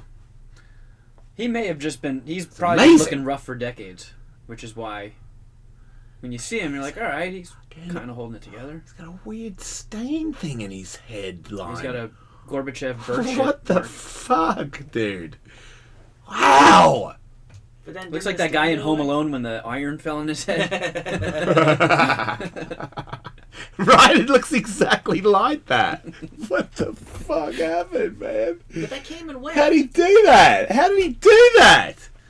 He's got a birthmark that went down the front of his face. It looks like he tried to stick something on with the Widow's Peak, and then he gave up on it, and he got rid of the mark, is what it looks like to me. Yeah, maybe that's the stain from where he was applying his hair growth goo. Man, that's so crazy. Oh, he's honking some titties on Angelina Jolie. Yeah, on the red carpet. Perv. Good for What him. how old was he? That's funny, because we were all just like, oh, he's this disgusting old guy with this hot young chick, and we're probably all older than he was. Nah. No, I didn't think he was disgusting for on the red carpet that day. I thought he was instantly cool that day. I just didn't know where he'd come from until that day. Didn't really analyze him too much, you know. He had a hat on, and they were both high, so I didn't really scrutinize the fact that he was hideous and that she was super hot. I was like, they're both. So he was 45 when they met. Right. Was it Sling Blade before or after he boned her? If they met in 2000, I'm pretty sure Sling Blade was in the 90s. Oh, yeah, 96. Yeah. Right, so he's a big deal. Sling Blade was good, as I recall. I reckon it was awesome. But what had he done before that? Don't know. Looks like a lot of TV. Huh. Oh, so we weren't supposed to know who he was before that. No. He was in On Deadly Ground. Yeah, oh, he sure was. Yeah, he was good. Yeah, he was in Tombstone. Indecent Proposal. Bad News Bears. Sorry. He was in Bad News Bears? Isn't he? Yeah. Oh, yes. I'm just bashing him. So. He was also in a deleted scene in The Man Who Broke 1,000 Chains, the television movie. Okay. That was big for his career. Right, so we weren't supposed to really know who he was. I said Knots Landing, I see. Hey, nah. No, we know him because he fucked Angelina Jolie. That's And what made happened. Sling Blade, yeah. Jason. Hey, how you doing, guys? Hey, man. So I'm thinking, you know he's dead now, Lemmy from Motorhead. Yep. Yeah, when he was 60. Was Lemmy okay with you? I mean, he was kind of, I don't know, man. I don't know if he's like a guy you want to hang with. He seemed pretty solo. He had that guy, like the lesser Lemmy, like his stand-in that he was always hanging out with. Right. I don't know how many times I went to the Rainbow, because every city's there all the time, and I always missed him. And then when I thought I'd see him, they'd be like, no, that's Lemmy's friend. Right. Looks exactly like Lemmy. Well, I mean, he's been around. This is what, if you do the same things as Lemmy, you end up looking like him. Maybe. Maybe. Like metal, is there anybody 60, Steven Tyler, Mick Jagger, Keith Richards? And Keith Richards is probably fun to hang out with. Joe Perry's 60, right? Yeah, oh yeah. It's gotta be. Steven Tyler's not the answer. Nah. If we're just down to Aerosmith, it's most definitely Joe Perry. Yeah. Nah. I don't know. Okay. I don't know. I mean, how long are we hanging out with him for? Long weekend. Okay. Yeah, Joe Perry. Man, he's a crazy person. Where he invited me. Yeah, see, I don't want to go. Yeah, I'm not going. It doesn't have to. I'm be too old. I can't go. I I don't want want to go. them in there. I brought up Rodney Dangerfield at the beginning of this conversation because to me he's like the life of the party, and the party happens wherever he goes. If it's me and Rodney Dangerfield hanging out in a cabin in Vermont, that's not as good to me. Right. Because Okay. I want to go where it's Bill Murray. Anytime we walk into a room, it just pops off because we're there. Okay. What about Magic Johnson? Do I get to have sex with him? Yes.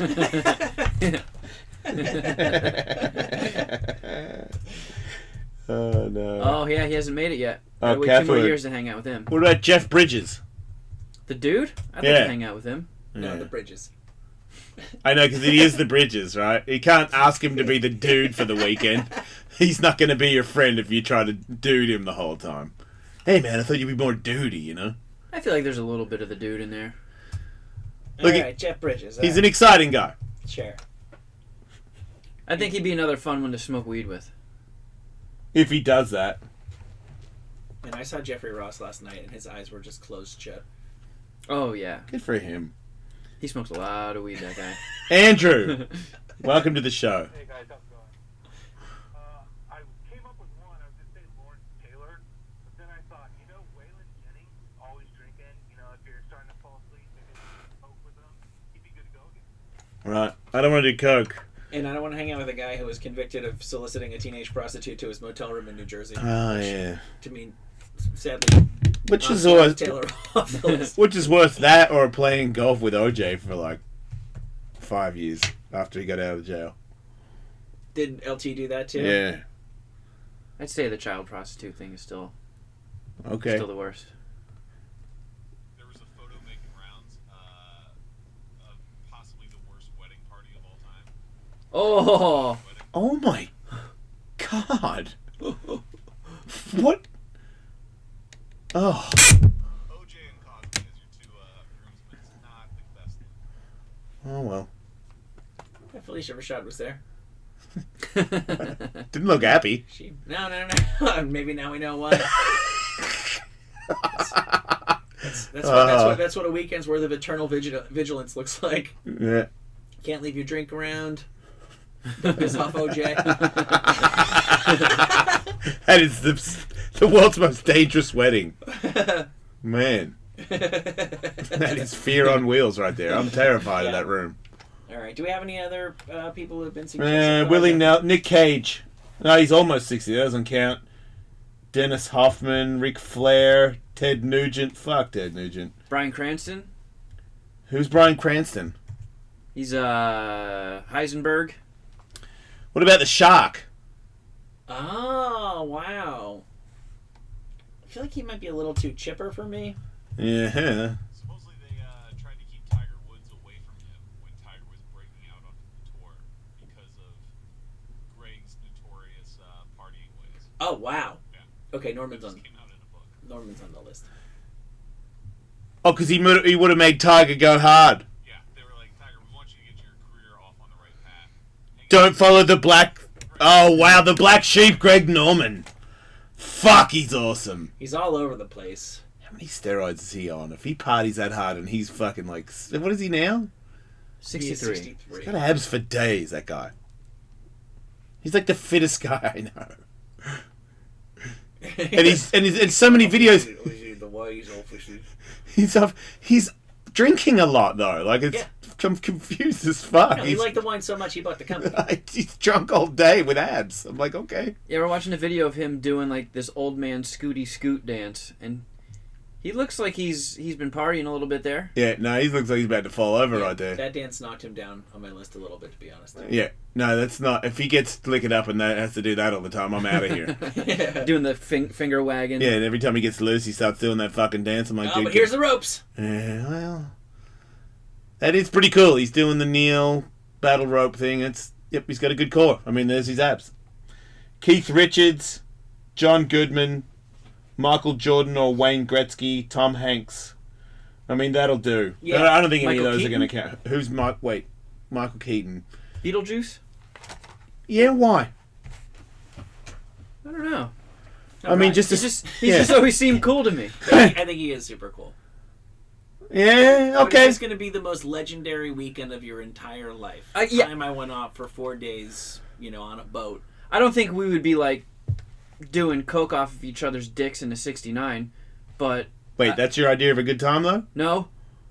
Okay. I feel like you'd walk away with some fun stories. If you're just tuning in, we're figuring out the top 10 guys over the age of 60 that Kevin wants to do coke off their dick. Yeah, in a 69. Which is your high, that's rage. That's a weekend that you cannot think Of a better, yeah. Hey, Give it's us a a hell call of if you're story. over 60 and you want to fuck Kevin's mouth with cocaine on it. Holy I read shit. a story of some doctor who was accused of like murdering a patient like that, putting coke on his dick, and she died or something like that. Man, how much coke did he put on his Did dick? she not know she was supposed to snort it first? Wait. I don't get I it. forget. I know it was really. How do you really die weird. from that? This is a couple weeks ago. Let's see if Andrew can come up with it. Oh, here we go. Plastic surgeon accused of killing lover with cocaine on his dick. A word to the wise, Kevin. Man, did he just like Yeah, dunk that- his dick in a cup of water and Yeah, did then he- roll it around in a giant bag? Maybe he left it in there and suffocated her. Andreas Niederbichler, 42 years old, was arrested after a 38-year-old woman reportedly collapsed and died after performing a sex act on him at his home. And let's see exactly what happened. Top plastic surgeon. He doesn't look like a. I'm gonna put coke on my dick and. Yes, he fucking does. die. He looks very nerdy. No, I see it. I see it. You see the deviant. In his Oh, eyes? yeah. He's a creep. Police probing claims he gave 3 more women the drug who reportedly suffered no serious side effects during sexual encounters. Police believe he sprinkled the drug on his penis beforehand.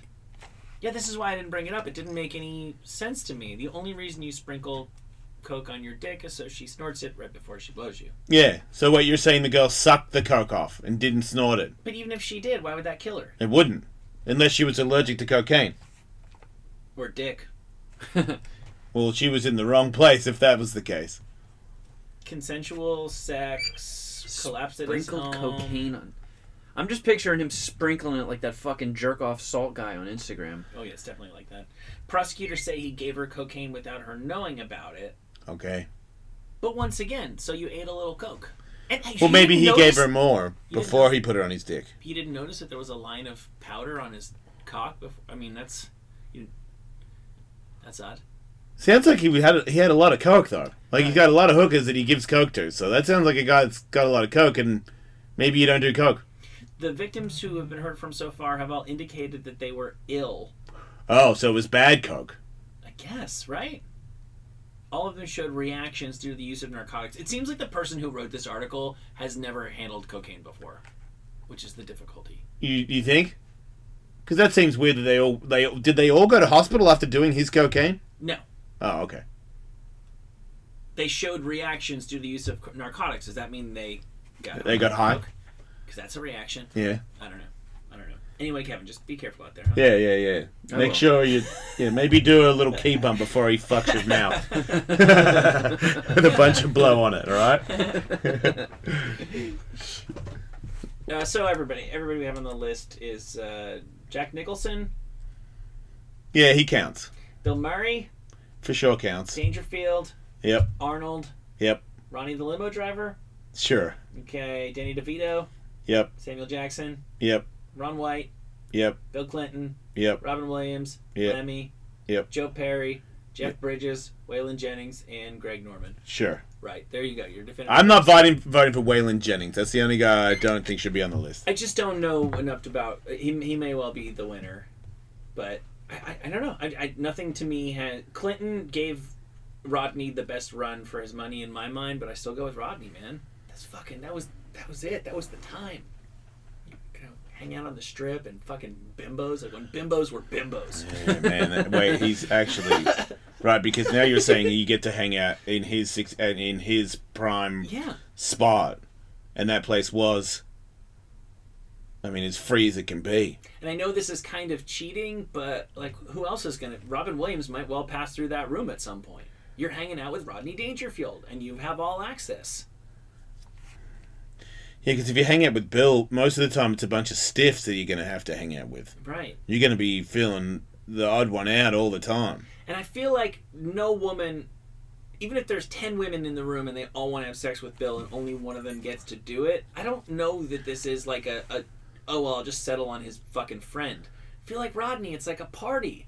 I'm there talking to the bimbos. I might be able to get my way into a lesser bimbo. Right. They're bimbos. And you're way more attractive. Yeah, no, they're high bimbos. Yeah. And you've got all the coke because you're with your boy. Because I'm with Rodney, and look, women I know were attracted to him, but they knew it wasn't going to be the ultimate sexual experience. Yeah. It was like, yeah, it's a party. I fucked Rodney. Who gives a shit? I'm not saying I'm the ultimate sexual experience, but Bill, that's like the pelt in the room. No, I've got sex before because I was in the room with Tony Hawk. Yeah. And that's like, you know, he doesn't run the streets of fucking Hollywood. Nah. This guy was, he might have talked me out of the Bill Clinton thing because I feel every now and then he's going to orchestrate some cool parties, but still, there's going to be this weird, tense president's fucking a bunch of whores thing. You know what I mean? And I'm there. I'm like, God. He is our former president. Yeah, he was the president at the time. No. Oh, okay, no, I don't know. He was 60 when he was. If he was president at the time, then wow, that really, I don't know. Is he on the clock? Because that doesn't sound like that much fun.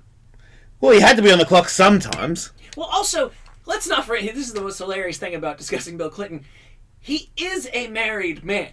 There is a chance Hillary's going to turn up at some point. And that's the most uncomfortable fucking day of your life. When you're Bill's boy, but Hillary knows you're Bill's boy because you're the fucking sucking coke buddy. So that she comes on the radio and said, "You want to do blow up?" She just cusses you out every time you see her. So that's like the lamest thing ever. As long as we're talking about walking away from this night with stories, if you see Hillary Clinton beat the fuck out of Bill Clinton, that's a pretty funny story. See, you are fucking so mistaken. If you were there, I know that is the worst day of my life. Watching Hillary beat Bill, and I can't do nothing about it, but I'm in the room witnessing it. Don't you remember? Holy uncomfortable, dude. That would be the fuck. That's like watching a war go down. Do you remember when you're a kid and you get caught doing something shitty with your friend by your friend's mom, and your friend's mom can only give you so much, but she gives your friend absolute holy hell in front of you, and you just want to hide under a table? Yeah, that's what's going to happen. I was laughing to myself. That times Hillary. You won't be laughing. Yeah, exactly. Times Hillary stroke face Clinton. Like, you will not survive that room. You will pop. And guess what? You're not allowed to tell anyone ever. Right. Because you're supposed to be Bill's boy. That's true. Rodney's not going to make you sign a non-disclosure. I mean, for fuck's sake, Dingo drank with the fucking former president and just can't admit it on the show. Can't admit it, even though he said it. Yeah, even though he admitted it, he can't admit it. Yeah. Yeah, it's still up in somehow the air between somehow he gets out of that though. Between Rodney and Bill Murray. That's fair.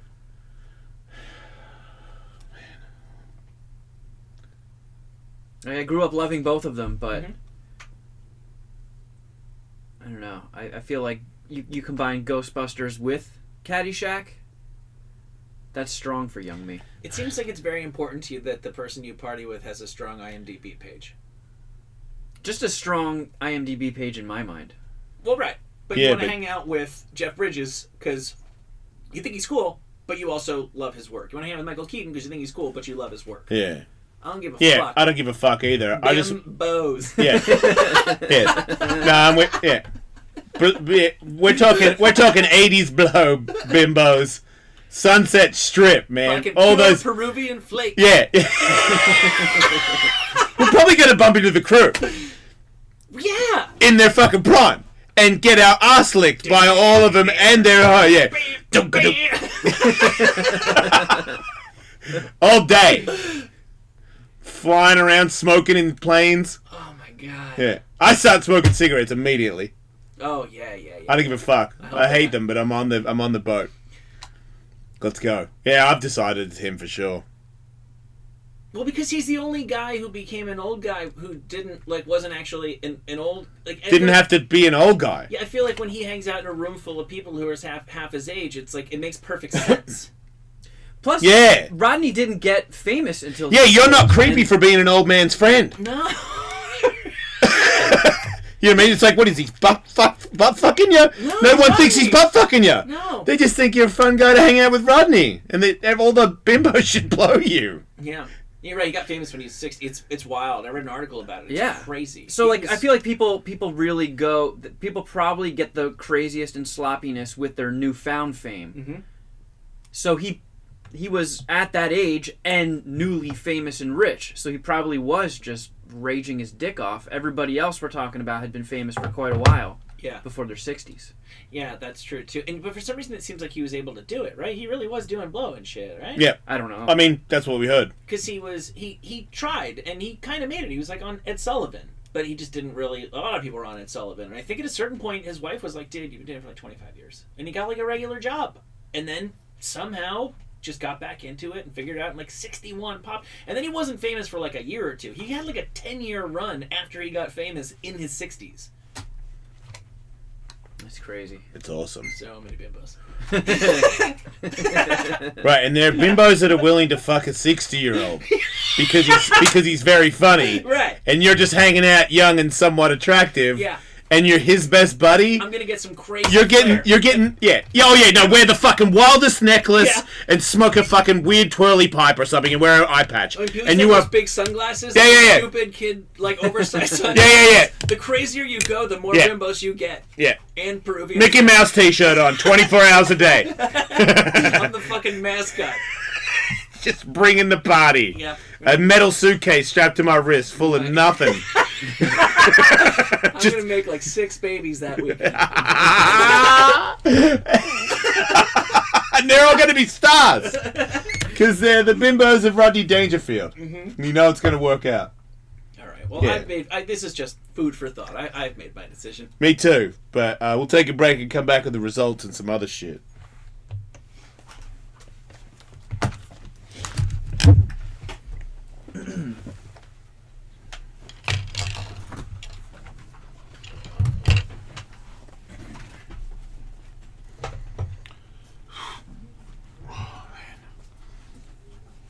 I'm back. My neck.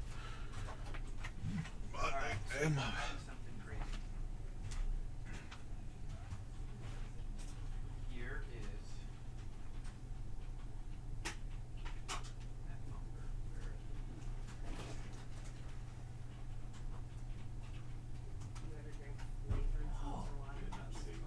No. I mean, I even I thought I was renamed it. gonna drink flavor when I put the flavor in. I don't want to shoot artificial shit.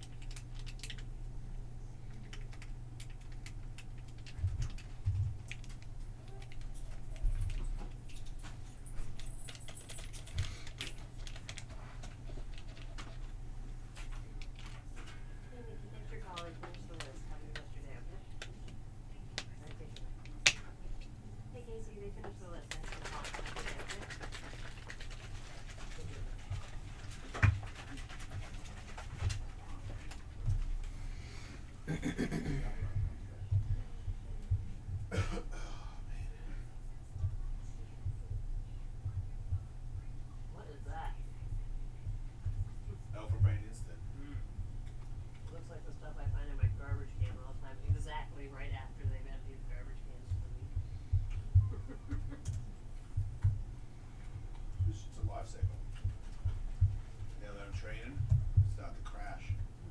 Around about now to 3 o'clock. Let her know when I fucking pick up my kids and shit. I'm just like, ugh. I drink one of these, I can make it all the way till nighttime. I feel like my coffee in the morning to make her crash around now, you know? So many fucking stimulants in the morning. I've got to just delete this. Oh, shit. 2 minutes, 45 seconds will. Alright, I'm gonna print a, Tully got a, Of course. You want me to run to the printer?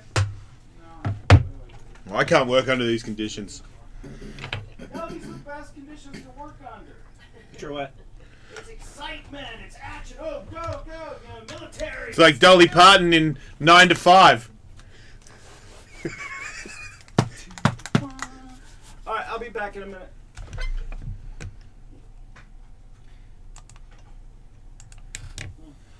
Well, that's good, because we'll be back in 2 minutes. Pages. Okay.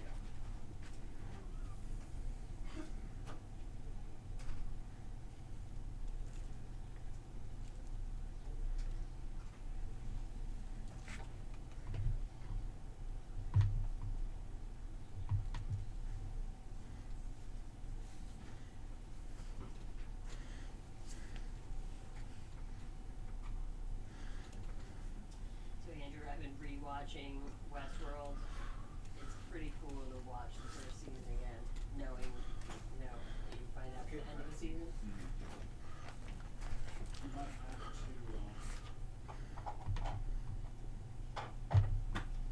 You might have to grab some stuff. Okay.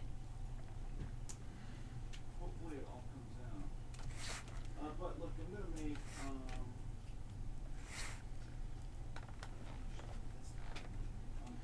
I'm gonna do some of this metal that's different.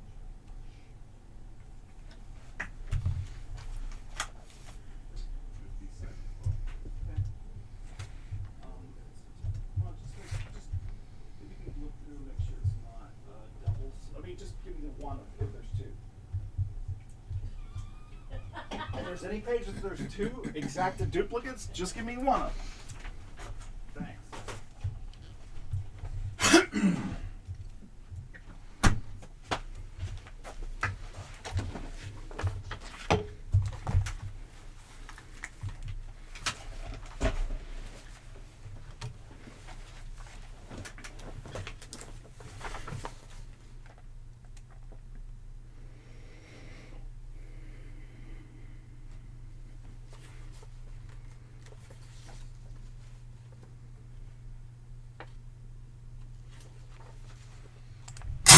The Jason Ellis Show. I love like cock in my face.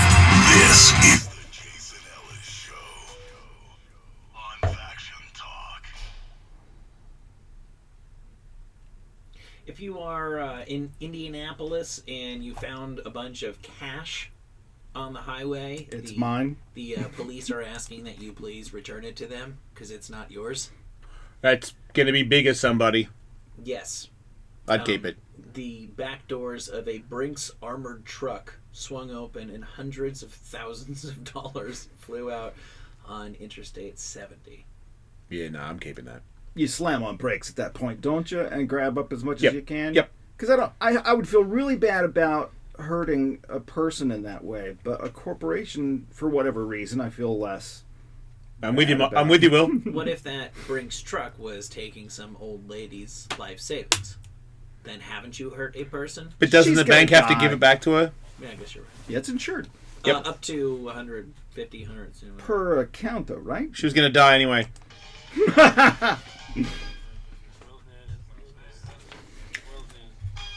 All right. Let's talk about hippie trash. Why? Because we can. Wait, are you saying hippies are trash, or are you saying that hippies are they're trash? No, neither one. I'm saying, well, this is taking place in Berkeley, California. Yeah. That's kind of... That's uppity, isn't it? I thought it was a hippity. Not uppity, but hippity. Yeah, but hippity's uppity. Is hippity uppity? Yeah, you don't stuppity either. Didn't know that. But they are proposing a tax on disposable food containers. Did your hair get thicker? And more luscious? Yes. Yes, it did, Jason. What's your secret, Wilpin Dubs? Why, I use Prel. Oh. No. Anyway, they're going to put this tax on disposable food containers. Yeah. It would prohibit takeout containers that can't be recycled. And also it would require anybody who's serving food inside, like not takeaway food, to use reusable dishware for dining in. So I'm just thinking, you go to McDonald's, you get a glass plate and fork and stuff. What happens in that scenario? What do you mean you get a glass fork? They're saying that if you eat food in the establishment, you would have to have a reusable dish. You know, something that they could wash and use again. Wait, Yeah. I bring it? Nope. No, they would bring it. In Japan, it's not uncommon at all that it's like a hotel. That you could get food delivered on, like, it comes on a plate, like a platter, and then you put the platter back out in front of your door and somebody will come back and get it later. That's called room service. That's what Doesn't I'm that saying, happen yeah. everywhere? I mean, you could do it at your apartment. Oh. It's like room service, but it's At your house. At your house. Yeah. Oh, wow. So I don't know what will happen with this, but you know, we in California and probably a lot of other places now have the tax on the grocery bags, so that people don't use those as much and start using their own bags. I just don't, you know, at what I would like to bring my own spork to restaurants. you can. You are invited to. A golden spork. And I pull out of my like inner pocket, you know what I mean, the vest pocket or like jacket pocket, and it has like a box, like a jewelry box. That's what I was going to say. It has to be in a case. Like, and then two sides pop open, and it's like, put-em, and then when it opens, it's got a little ballerina that goes, "You are very magical." You're spinning. Yeah, maybe you don't. Yeah. That. You have to be there for that one. That sounds nice. I didn't even have the camera on me. I'm okay with the whole not using plastic bag from the grocery store thing, I guess, you know. But at what point... I'm okay with forgetting my proper bags and paying for a paper one. Yeah, me too. And but at what point do we not like it anymore that the government, you know, they're going to put a tax on something so that we stop doing it? I'm sorry. Like I soda, misunderstand. you know, taxing soda so people don't drink as much soda, taxing this, taxing that. Well, I'm with Kanye. I think it's free will. I think nobody should tax anybody on anything, and everybody should be allowed to do anything they want. All drugs, everything. I'm hurt by your words, Jason. There should be no rules, no laws. I don't think anybody, if I mean, I know this would be illegal and unethical, but if the government had just passed a thing saying you're going to pay 5 cents per paper bag and nobody ever brought that to your attention, how many people would ever figure out that they were spending an extra 20 cents every time they went to the grocery store and got a full week's worth of stuff? Right. That's not... What gets me, and it's the exact same thing as when I captured that bumblebee. Everybody's like, "Don't kill it, please. I'll unfollow you if I find out you know we need those." And I said, "Yeah, sure." But I murdered a lot of other animals that day to eat meals, and nobody gives a fuck about that. Well, let's just assume that our carbon footprint is meaningful and climate change is man-made. Right. Show me what I do in a day that is is bad for the earth. And show me what percentage of the damage I'm doing on a daily basis is caused by a paper wrapper at McDonald's. That's the thing that people see. And so people like getting excited about, well, look at us. We're Santa Monica, California. We don't use bags. We're fucking saving the planet. No, you're not. No, you're not. If you want to make some changes that actually help the environment, you're going to have to cut where it hurts, and nobody's willing to do that. Nobody's willing to look at how much energy they're using in their home, or flying all over the place, or driving all over the place, or making your fucking iPod, or powering your fucking iPhone, or what have you. It's just, look at that fucking overflowing garbage can. That's bad. We should do something about that. And then we can pat ourselves in the back and say we're saving the planet when we do this thing, which probably is less than 1% of the damage that we are personally doing as individuals to the environment. We should just kick ass and take names, man, because we're all going to die. I think that one part of what Tully said... Yes. Well said, Will. No, but I think something Tully said is important. He's always saying that, Andrew. Talking him out of it sometimes, but sometimes I just... That's the right. angriest stoner I know. It's the most confusing combo, but Right. But I'll tell you what, it's something I've learned to love. It's interesting, though, that people really are like that. I mean, people will be vegan so animals don't get hurt. People will, reduce their carbon footprint. People do all kinds of things unless it I hurts take them. huge shits, but I don't eat meat. For example... And I use baby wipes. So, hail Satan, man. I'm wrong all the way. An example. Mm-hmm. Isn't there some kind of thing in your If an phone- alien came down to planet Earth, I would stab it. Because I'd be like, I don't know you, you're weird. You're probably coming right at me. You're just assuming that about the aliens? I mean, if an alien was, if an alien came to me and none of you had seen it yet, I would stab it. See, that's why the world is broken. Right. I'm just saying, we're never going to fix ourselves. But isn't there something in the phone that's like, I don't know, you can only find that element where they have to use children as slaves or something? What's that thing all about? Yeah. Anyway. They're getting the unobtainium in Africa. Yes. So by using a cell phone... Wait, there's unobtainium in it? Oh, yeah, sorry, okay, yeah. Yeah, I'm supporting, death and child I thought they labor fixed that, though. Didn't iPhone fix that? I think it was They stopped that.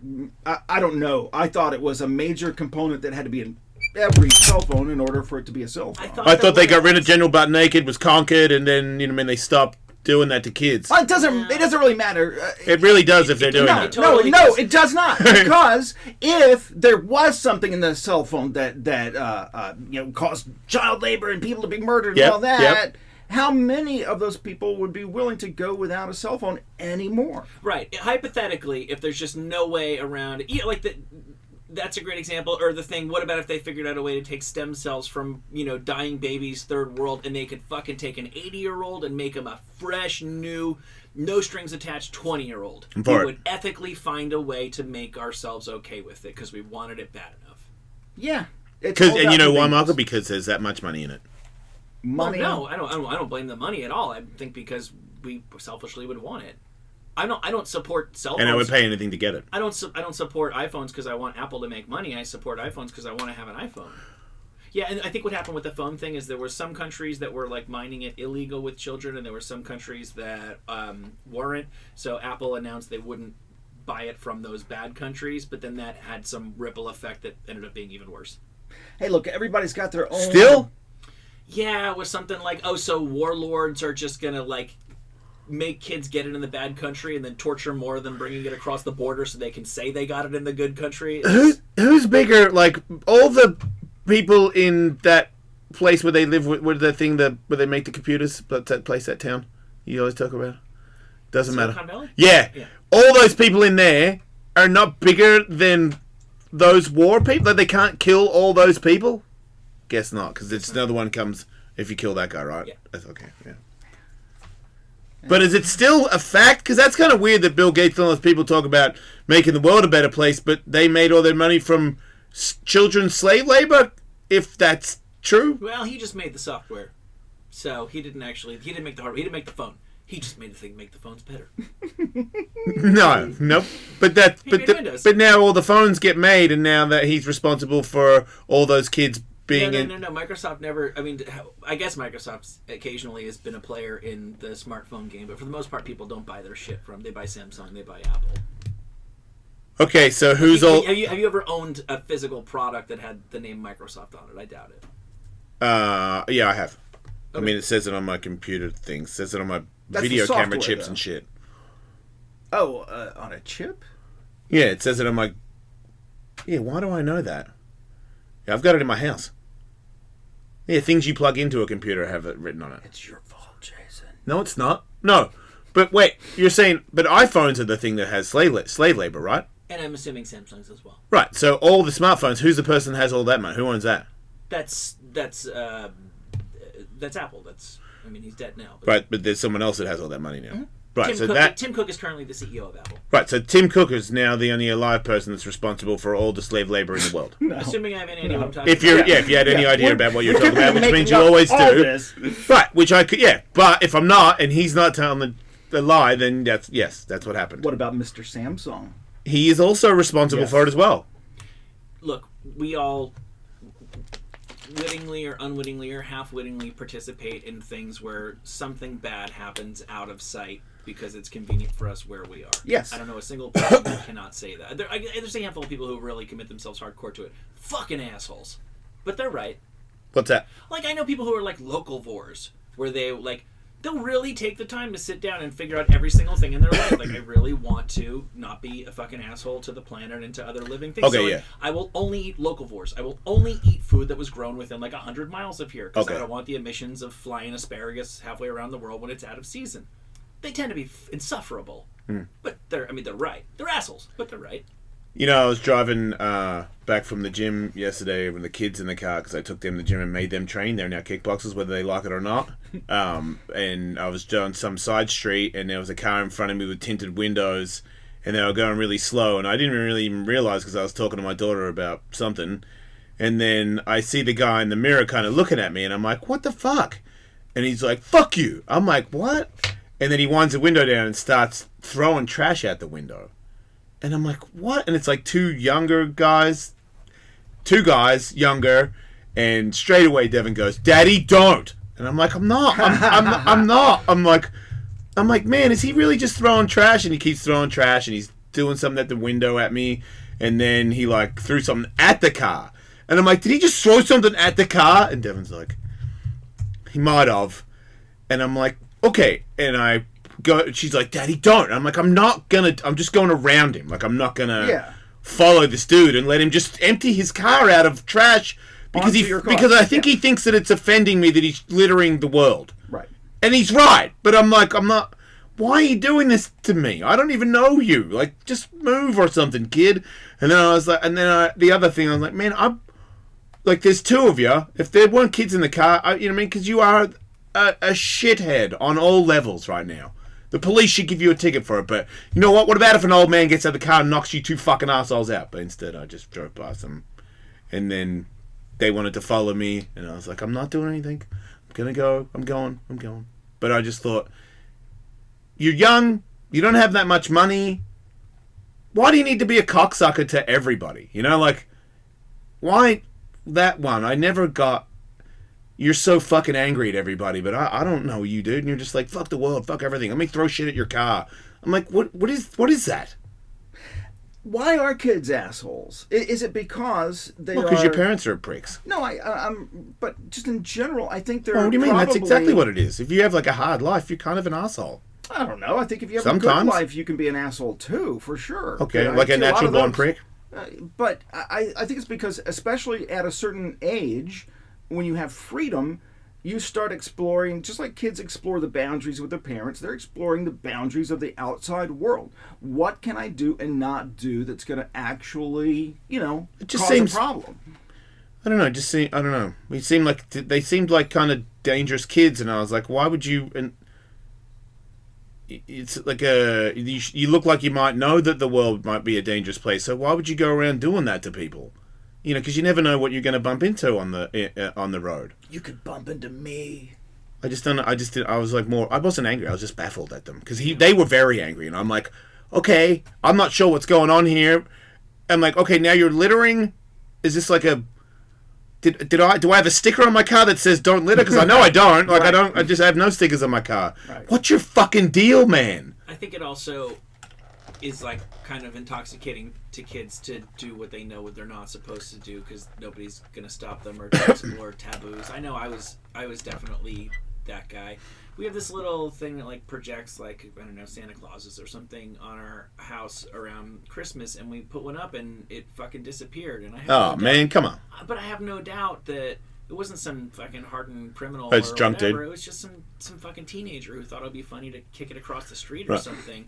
And I can look at it from the perspective of like, God, why do you think we have that? Do you think adults like that shit? That's there for a child. Obviously a little child. But when I was a teenager, did I think about that when I was ripping lights out of somebody's front yard? Fuck no. Yeah, because I was at my kid he's in a music band thing at school, and I had a little show last night. All the kids, blah blah blah blah, playing their little songs. And no, it sounded exactly like that. Okay. And these kids were sitting to my right, and they were just making so much noise. And then they start like dropping cans on the floor, and then their cell phone is making noise and shit. And I'm like, yeah, I could imagine. Ready to go. And my older kid was sitting beside me, said, don't. Without me moving a muscle, said, don't. Yeah. And I was like, let me rethink this. And I was like, I could be Mr. Oh, that's a scary adult guy. Yeah.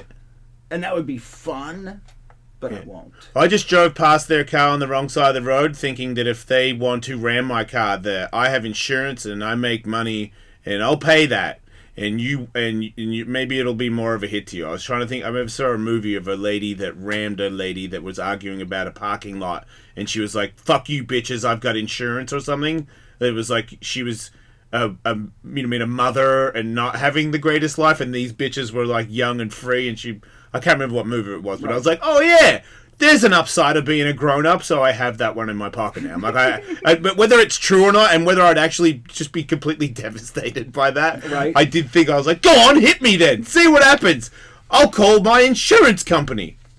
Yeah, no, that is a good plan until you realize it's going to be like 6 months of being a pain in the ass dealing with the insurance company. But well, there's the other one where you stop the car in front of them and you get out and you go, let's go. Yeah. So I've grown up. That's good. You don't want to. I'm being sarcastic. It ran through my mind. No, I know. No, you don't want to. Listen. You don't want to have to learn the lesson that there are people out there that will shoot you the hard way. So. Will's news. Great news, by the way. Good. Everyone will be happy to hear this. New Yorkers have been rescued. From what? After terrorizing New York subway riders for months and multiple attacks. Bedbugs. The headline reads: "Nose-picking Cullen. masturbator nabbed." Oh, well, it still could be Cullen. Yeah. Nose-picking masturbator. Yeah. What? That's a weird... Yeah, no.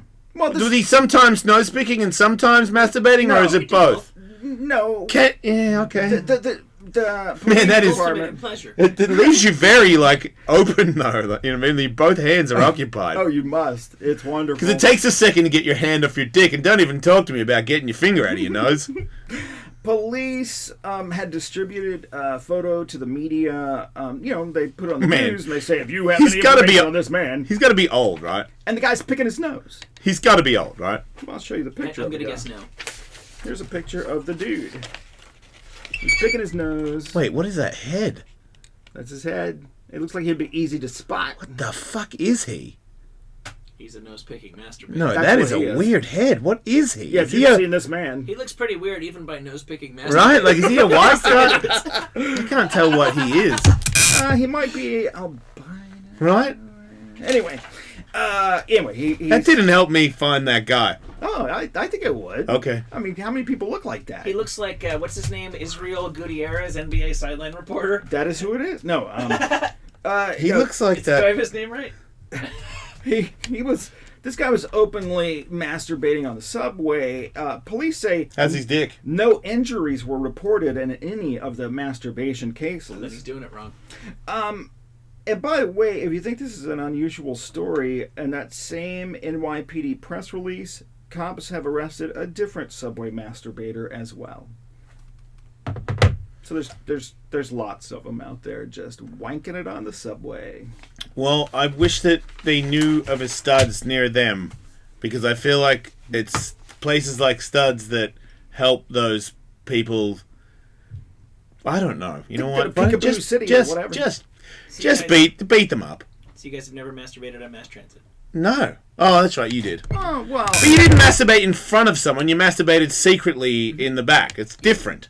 That is different. It is. It's way different. You're not looking to fucking put someone else in your dick site. You're just super horny and you're trying to get one out of the way. And I had just stolen porno mags from the bus terminal. I mean, you're digging a hole for yourself, but I'm alright. Yes, I'm still alright. yes. You're a kid. You can't afford the magazine, maybe. Most of the time I could steal the one that I was into, but sometimes just what I would get away with was Penthouse Variations, which was like early attempts at mainstream kink. Oh, so they had clothes on. No, it was more like stories of people who had, like, the day that the sex slave I keep in my house turned on me and I became the slave. Oh, wow. You read them. You ever, when you were a kid, like... I just stole what I could steal, man. Get a magazine and then realize it's one of those all letters thing with no pictures in it? Right. Never saw that. That never happened to me. Penthouse Forum, Penthouse Variations, yeah. I mean, I'm 46, so I remember just seeing a lot of hairy puss. There was that, too. There's tons of spread eagle puss where they just had fucking hair everywhere, and I was like, I guess I remember thinking, oh fuck it, but I'm not licking it because it's just like a praying mantis with fucking gorilla wrist on it. Like the reason I don't like, want what to, the fuck? the reason that I don't want to perform oral sex in that vagina is the same reason why I don't want to have one of these big James Harden beards. Right, and it's one of those. It's wet and I think gross. there's like 80s lenses too, where they use like Miami Vice colors, so their pussy was like extra pink with like really black pussy hair and tanned brown lips on the very, very confusing to me. Never seen dark nipples before. I remember some of those magazines fuck with my mind. I definitely didn't want to go down there. Do you know what? Looking back, like, you know, when you Boy, see, have things changed. when you see the before and after porn chick stuff, you don't even notice so much when you watch porn just how much makeup and how big the fake eyelashes. Yeah. These were photographs. That's all they had. Like, people barely even had VHS at that time. They wanted it to pop. I think it's fair to speculate that they were putting makeup on the vaginas and on the nipples and all that to make them pop, like, unnaturally in the pictures. Yeah. I interviewed this comic yesterday, Jessie Mae Peluso, and she was a cocktail waitress in the strip club in New York that I think you've been to. What is it, Flash Dancers? Sure. She was saying girls were, like, painting breasts on their breasts to shade and to accent and to make things pop. Yeah. She said she saw girls using, like, vagina lipstick. So if they can do it, why wouldn't Bob Guccione? Right, that's what he did to me. Freaked me out. Speaking of crime, what did this fella do? He kicked a swan. Yes, he He did. stole a man's neck. He kicked a swan.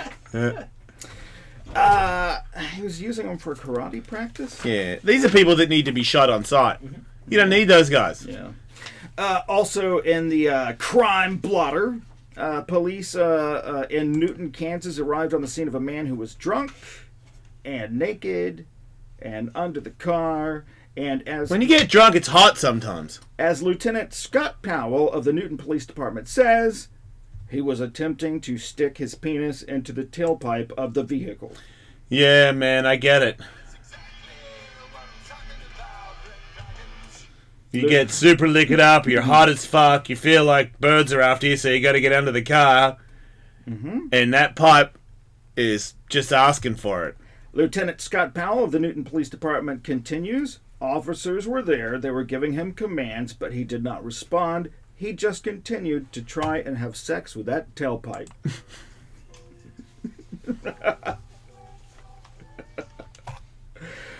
Yeah, they had to tase him. That was not what he was looking for. Was he fucking it still when they tased him? Because that's almost like, depending on how much tolerance you have, that's kind of horny. Yeah. Could have helped him finish. That reminds me, I need a car. I happened? just decided I got to ditch this thing. Your car? Yes. Your Saab? Yes. Because you still drive a Saab. Yes, I do. Yeah, I agree, you should. Why? So what are you going to get? It's an awesome car. You should get a Hemi. You should interview people in your dead car and call it sub stories. Ooh. Yeah, park that somewhere in the bush, and I'm gonna have to. it's died. No, but it's. You want a car? I'm gonna. I'm looking, but we'll talk about this later. But yeah, I need to buy a car. What about a motorcycle? Cool, but no, it's Los Angeles. I don't want to be killed 10 minutes after I Pussy. get a motorcycle. Just wear a good helmet. Yeah. Don't go too fast. If you got a really good helmet, you don't go too fast. Worst case scenario, someone runs into you and you just bounce off the windshield. Okay, that sounds great. What? I don't think that's the worst case scenario. It is. And Homedale High School staff and athletic coaches, they were worried because they were finding human feces at or near the track and the football field, and they were trying to find the student who was doing it. It happened on a daily basis, so they staked the place out. Oh no, they caught it was a lady, wasn't it? They were able to identify the subject responsible for the acts. Who was it? Homedale police have charged Kenilworth Public Schools Superintendent Thomas Tragmeglini. Wait, so this is Jersey? Yeah. This guy was shitting. Allegedly. On another town's... No. On his town. So you say Homedale, his school. Homedale and Kenilworth. Those are two different towns. I didn't say... no, the... Yeah, okay. So, but he was supposed to be the school, right? I don't know. Wait, look. He's a school superintendent. He shouldn't be shitting at any school's Wait, he was track. He was shitting at someone else's school, though. I don't know. That's really weird. Shitting along the track, too. Is he, like, running and shitting at the same time?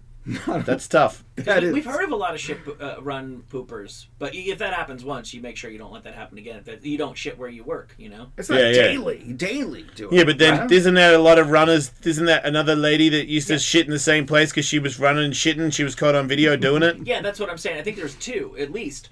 But if you find out that you're that person the hard way, because I can understand that you work at a school and you want to stay fit, so you go and you run on the track before school, and maybe that's where you find out that when I run, it makes me shit. Okay, maybe the first time you think it's a coincidence, the second time you go, there's a pattern here. This happens to me. I can never run here again, or at least I need to have an exit strategy. Oh, I got to do it before I run. This guy I got to do it after. Was okay with shitting. I think there's a lot of people who are really, really angry with their life, and I think they have very, very weird ways of expressing it. I think that's a deep psychological, like, caveman brain response. Man, maybe next time somebody pisses me off, I might go shit on somebody's house. You got to do what works for you. I mean, if it doesn't work, I won't do it again. I remember working for this radio station where somebody who did not like the radio station stood up on top of the van and took a shit on it. I had to respect that. You do have to. You have to be like, that's Did you cool. say employee or just somebody who hates No, Tuesdays? just a non-fan of the radio station. Just stood on top of the van and just shit on it. Did he eyeball anyone? I mean, he was not hiding it for sure. Right. Yeah, it's in a crowded place. Never been eyeballed when someone... No one's ever eyeballed me while they're taking a shit. Not asking for it either. Oh, okay. That was my next question. But nah. Yeah, this is like, parked in front of like the live broadcast at the Pizza Hut or whatever, and... Some guy took a shit in a kitty litter in front of his girlfriend on video for me. Well, not for me. But, I mean, I guess he was thinking it was going to be a fun treat. And he was right. I laughed and laughed. Speaking of shitting in a box, a dog lover has sent out a warning to all pet owners. He organized this huge search after his 11-month-old dog went missing from his home last Friday. He not only did he do very detailed search for his dog, he also did a lot of great detective work. For example, he even contacted like a delivery guy who'd been in his house and said, "Did you see anything?" Wow, that's deep.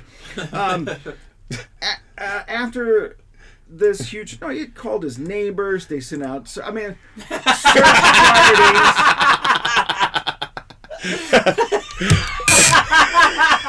The proof is in the pudding. He found... Hello, delivery man. He found the guy Have you seen my dog? The proof is in the pudding. He found who did it. Oh, okay, right. Was it a delivery? Yeah, it was a... Looks like he's all out of deliveries. Sorry. Who was it? Who was it? Yeah. It was a delivery man. Oh, was it? Yes. Fuck! a guy was delivering packages for Amazon, and Amazon actually really helped him in tracking that dude down. And the guy, Luckily, someone gave him a tip. Sorry. they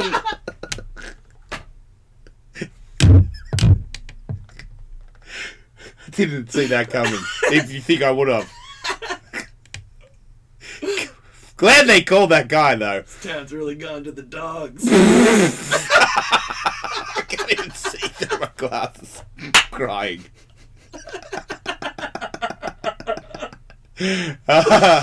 Finally, I'm on video. Oh shit. Anyway, they found him and they got him, and they got the dog back, or did the dude deliver the dog to somebody else? Amazon got him his dog back. Amazon described the incident as inexcusable and said the driver, who worked for an independent delivery firm, is no longer working delivering Amazon packages. Yeah, you might say he's in the doghouse.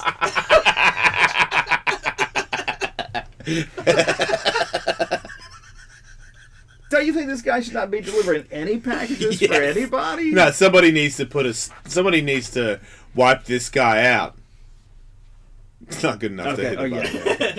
A little more than a year ago, a writer from Tully's favorite magazine, The New Yorker. Penthouse Variations? No, New Yorker. Maria Konnikova announced that she was going to dive into the world of professional poker. Yeah. They did this a lot with, like chess and hitting pitches. They get somebody who doesn't know anything about something and they learn that skill and write about it, And her book has been delayed because she has gotten really good at poker. She's making too much money making money in poker, so she's not finished the book yet. She is being coached by a legendary player, and she has a PhD in psychology, which they think is helping her out. Yeah. But I mean, she won $86,000 by beating a 240 person field at the PCA National. She finished second in an Asia Pacific poker tournament event. Well, you're not going to win. Yeah. So, she's she finished second. It's going to make a racist joke. Anyway, she's the fall's been bumped back till the fall. The book has been bumped back to the fall of you think she 2019, just doesn't have anything to write about and she's making that excuse? Yeah, I think it's amazing that you can have a job where Can't you do both? Paying you to do a job, and she's making money at actually doing the thing as well. Yeah. I know some people that just say that when they're down, they can go to Vegas and make money. I'm like, really? I mean, wouldn't you just do win at that cards? For your job then? Wouldn't you go there for one day every month or something and load up on cash and then drive home and relax? Because I guess it doesn't work out all the time. I've told you many times that I think it was a Sunday after an Ellis Mania. It was certainly a Sunday. It was a getaway day in Las Vegas, and I was bullshitting with some guy at a bar, and he had come up short on his company's payroll, and he was there. He flew in for the day to make the money to pay his employees. I think he just bet on football. Can you imagine having a problem that deep? And it seemed like it stressed me out more than him. He just he basically said, I needed the money, so I just came in here and flew in to make the money for payroll, as if he could just, as if it was an ATM. That's insane. I've always wondered what happened to him. They found his shoes, and that's all. Apparently, also in New Jersey, people thought they were under military attack because there were Black Hawk helicopters flying overhead, hovering, and there were loud explosions and stuff, but they were just doing some sort of military exercise drill thing, and they didn't tell anybody they were doing it. Yeah. But people, especially in this one neighborhood, woke up with all this military shit going on around. Like that? Yeah, you'd think it was some, No, that's that. I don't need to wake up to that. Or something. I keep telling you, we have these massive explosions in my neighborhood on Man, still? Yeah, there were like 2 more last night. My kid got out of bed and went, and that's why he was in my bed when I got home from the club, because there'd been 2 massive more. explosions. So how's that not on the news? I called the cops and they're like, "This is the first we're hearing of this. Like the ground." Nobody shakes. else is gonna call. Wait, is it like a thump kind of sound and it really shakes the ground? Because a lot of construction sites will use explosives when they're digging deep, and they're doing a lot of construction in the city. That is true. It's always Oh, it's always nighttime. It's that fucking underground rail bullshit. God! They're tearing up the streets. I hope everybody uses that fucking thing. Everybody uses the subway. Because nobody's Los fucking Angeles. driving because of it. West Hollywood has identified more than 800 buildings that will probably collapse in a major earthquake. Wait, are people living in them? 821 buildings, to be exact. They're thought to be wood-framed structures for the most part. About 90% of them are these apartment buildings that are made out of wood. Why do they always have to do studies that say, if this one really bad thing happens, this is how fucking horrific it's going to be? Well, because why can't they do a study where, if this really cool thing happens, this is how cool something's going to be? I mean, it might not happen, but what if it did?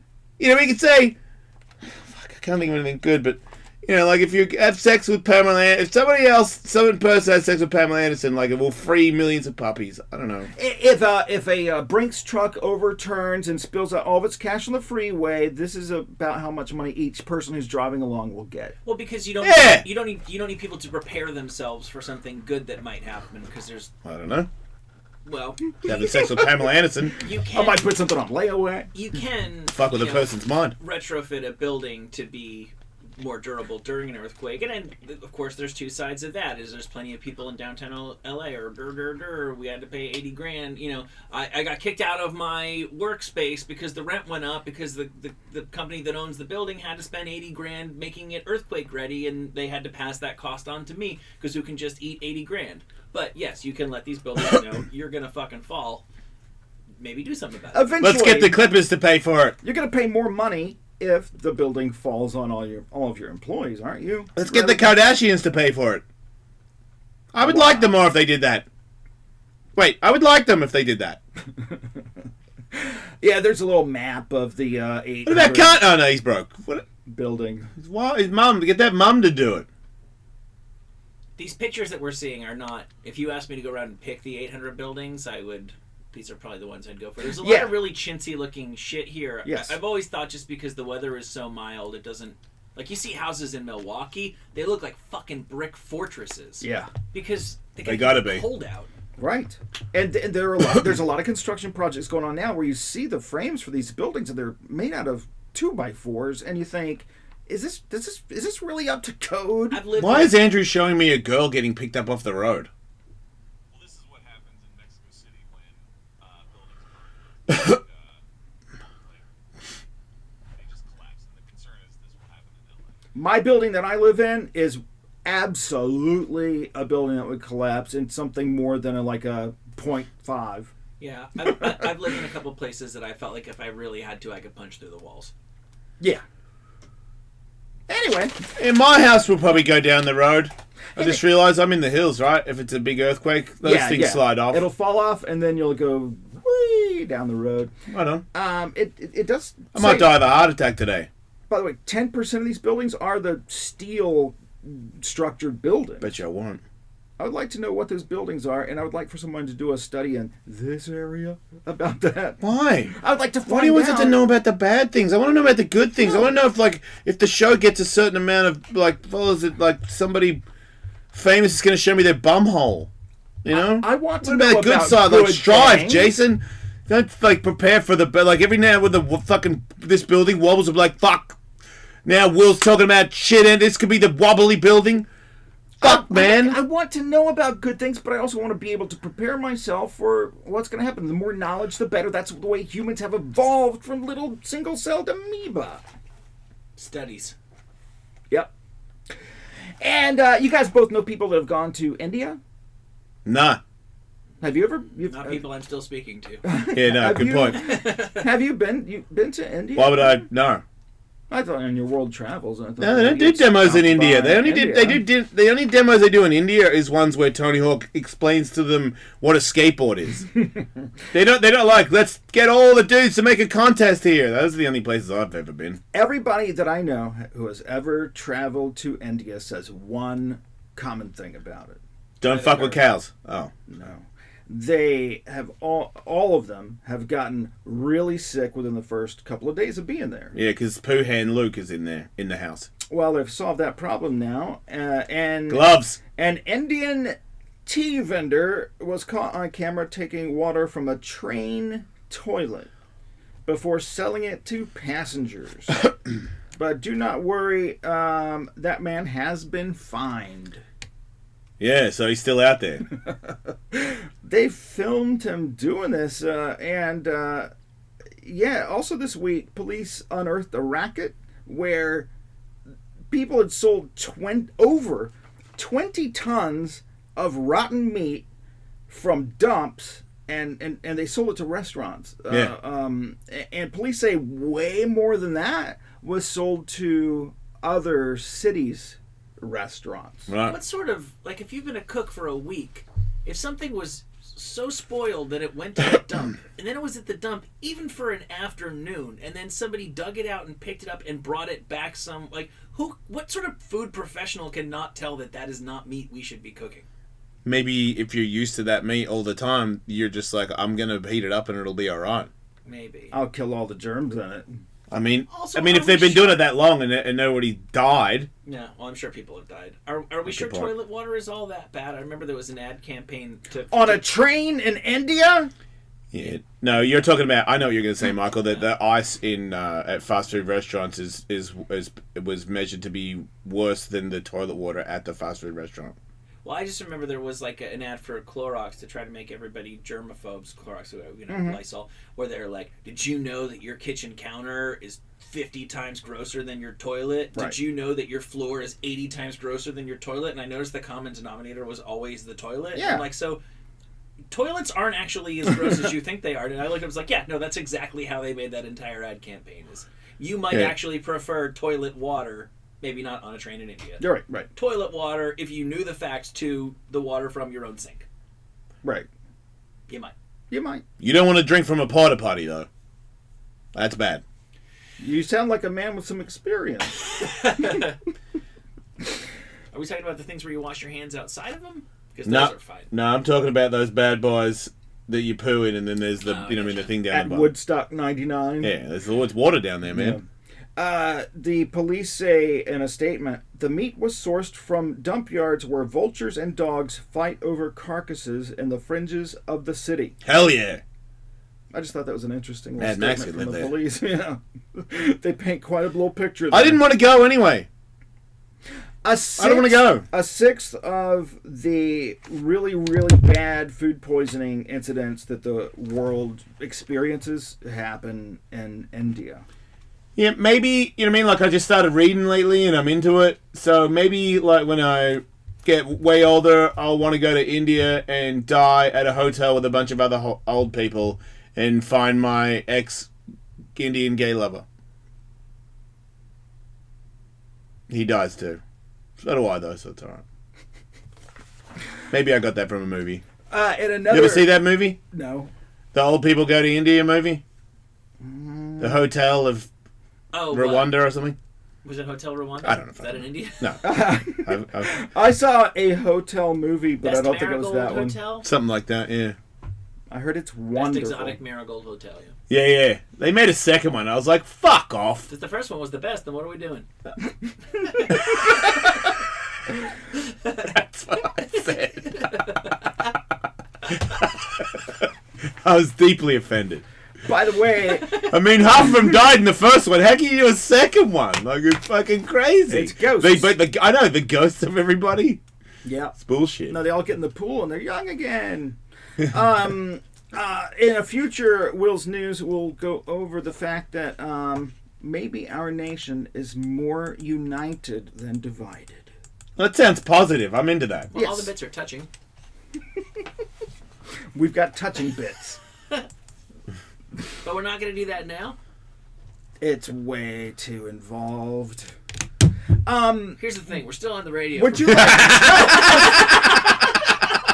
What? Hear him out. I was going to say, we have some... Wait, okay. No, you got what? We do need to assign You some wanna walk off or Wolfknife something? names. Oh, I thought we were just going to put our heads on our desks and write out the clock. Oh, and I maybe... That's balls of steel. Heads I'm on the fucking desk. interfering. Heads on the desk!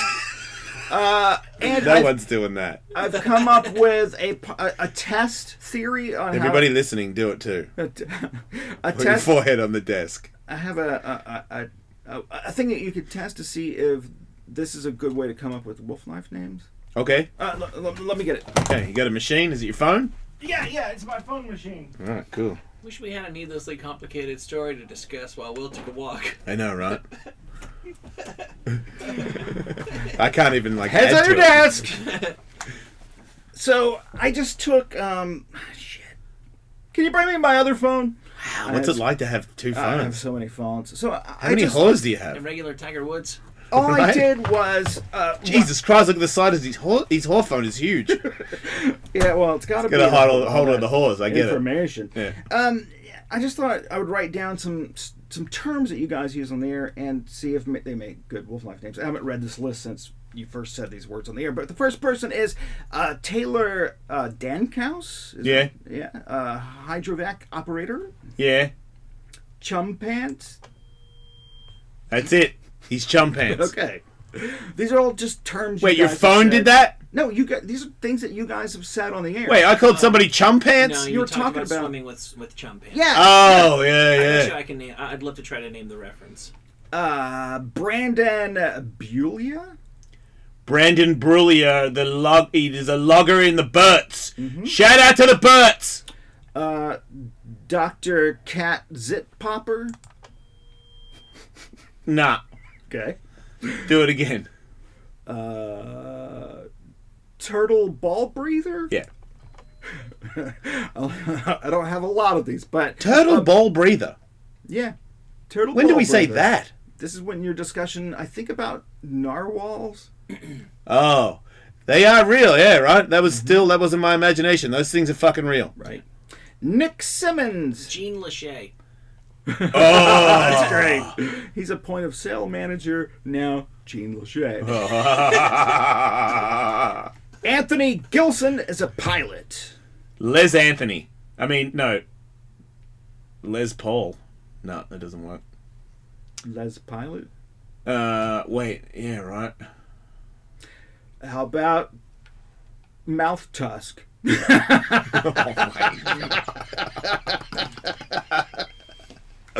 Mouth tusk. Paul Brown is a video producer. Paul Brown. That's Pat Brown. I mean, you just want to fuck his butt with all kinds of names, but you got to leave that alone because he's probably heard that his whole life, right? He's a Brown. Video producer. Cocaine addict. Video producer. Are you out of show stuff? Can we Yeah, what happened? make these up? Decapitated 10-footer. I mean, can you shorten it a little bit? Decapitated 10. Decapitated foot. Just call him 10-footer. 10-footer? Mm-hmm. What's a 10-footer? I don't know. He's 10 feet tall. He's a 10-footer. Oh, wait, nope.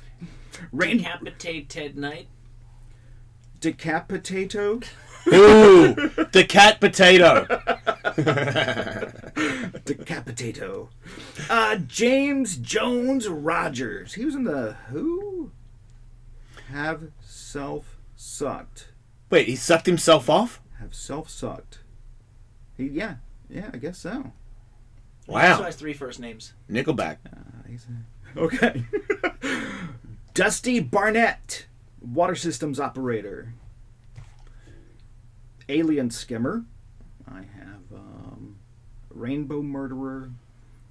Rainbow murderer. Wait, that's a gay killer. No. Recklessly beheaded. That's more of a band name than anything else. Wet Reckless. There you go. Oh, that's good. James Patrick Olson, another 3-namer. Tire guy. Serial killer. I mean, the shooters always have 3 names, the serial killer types. Yeah, right. Olson Rims. Olson Twinkie.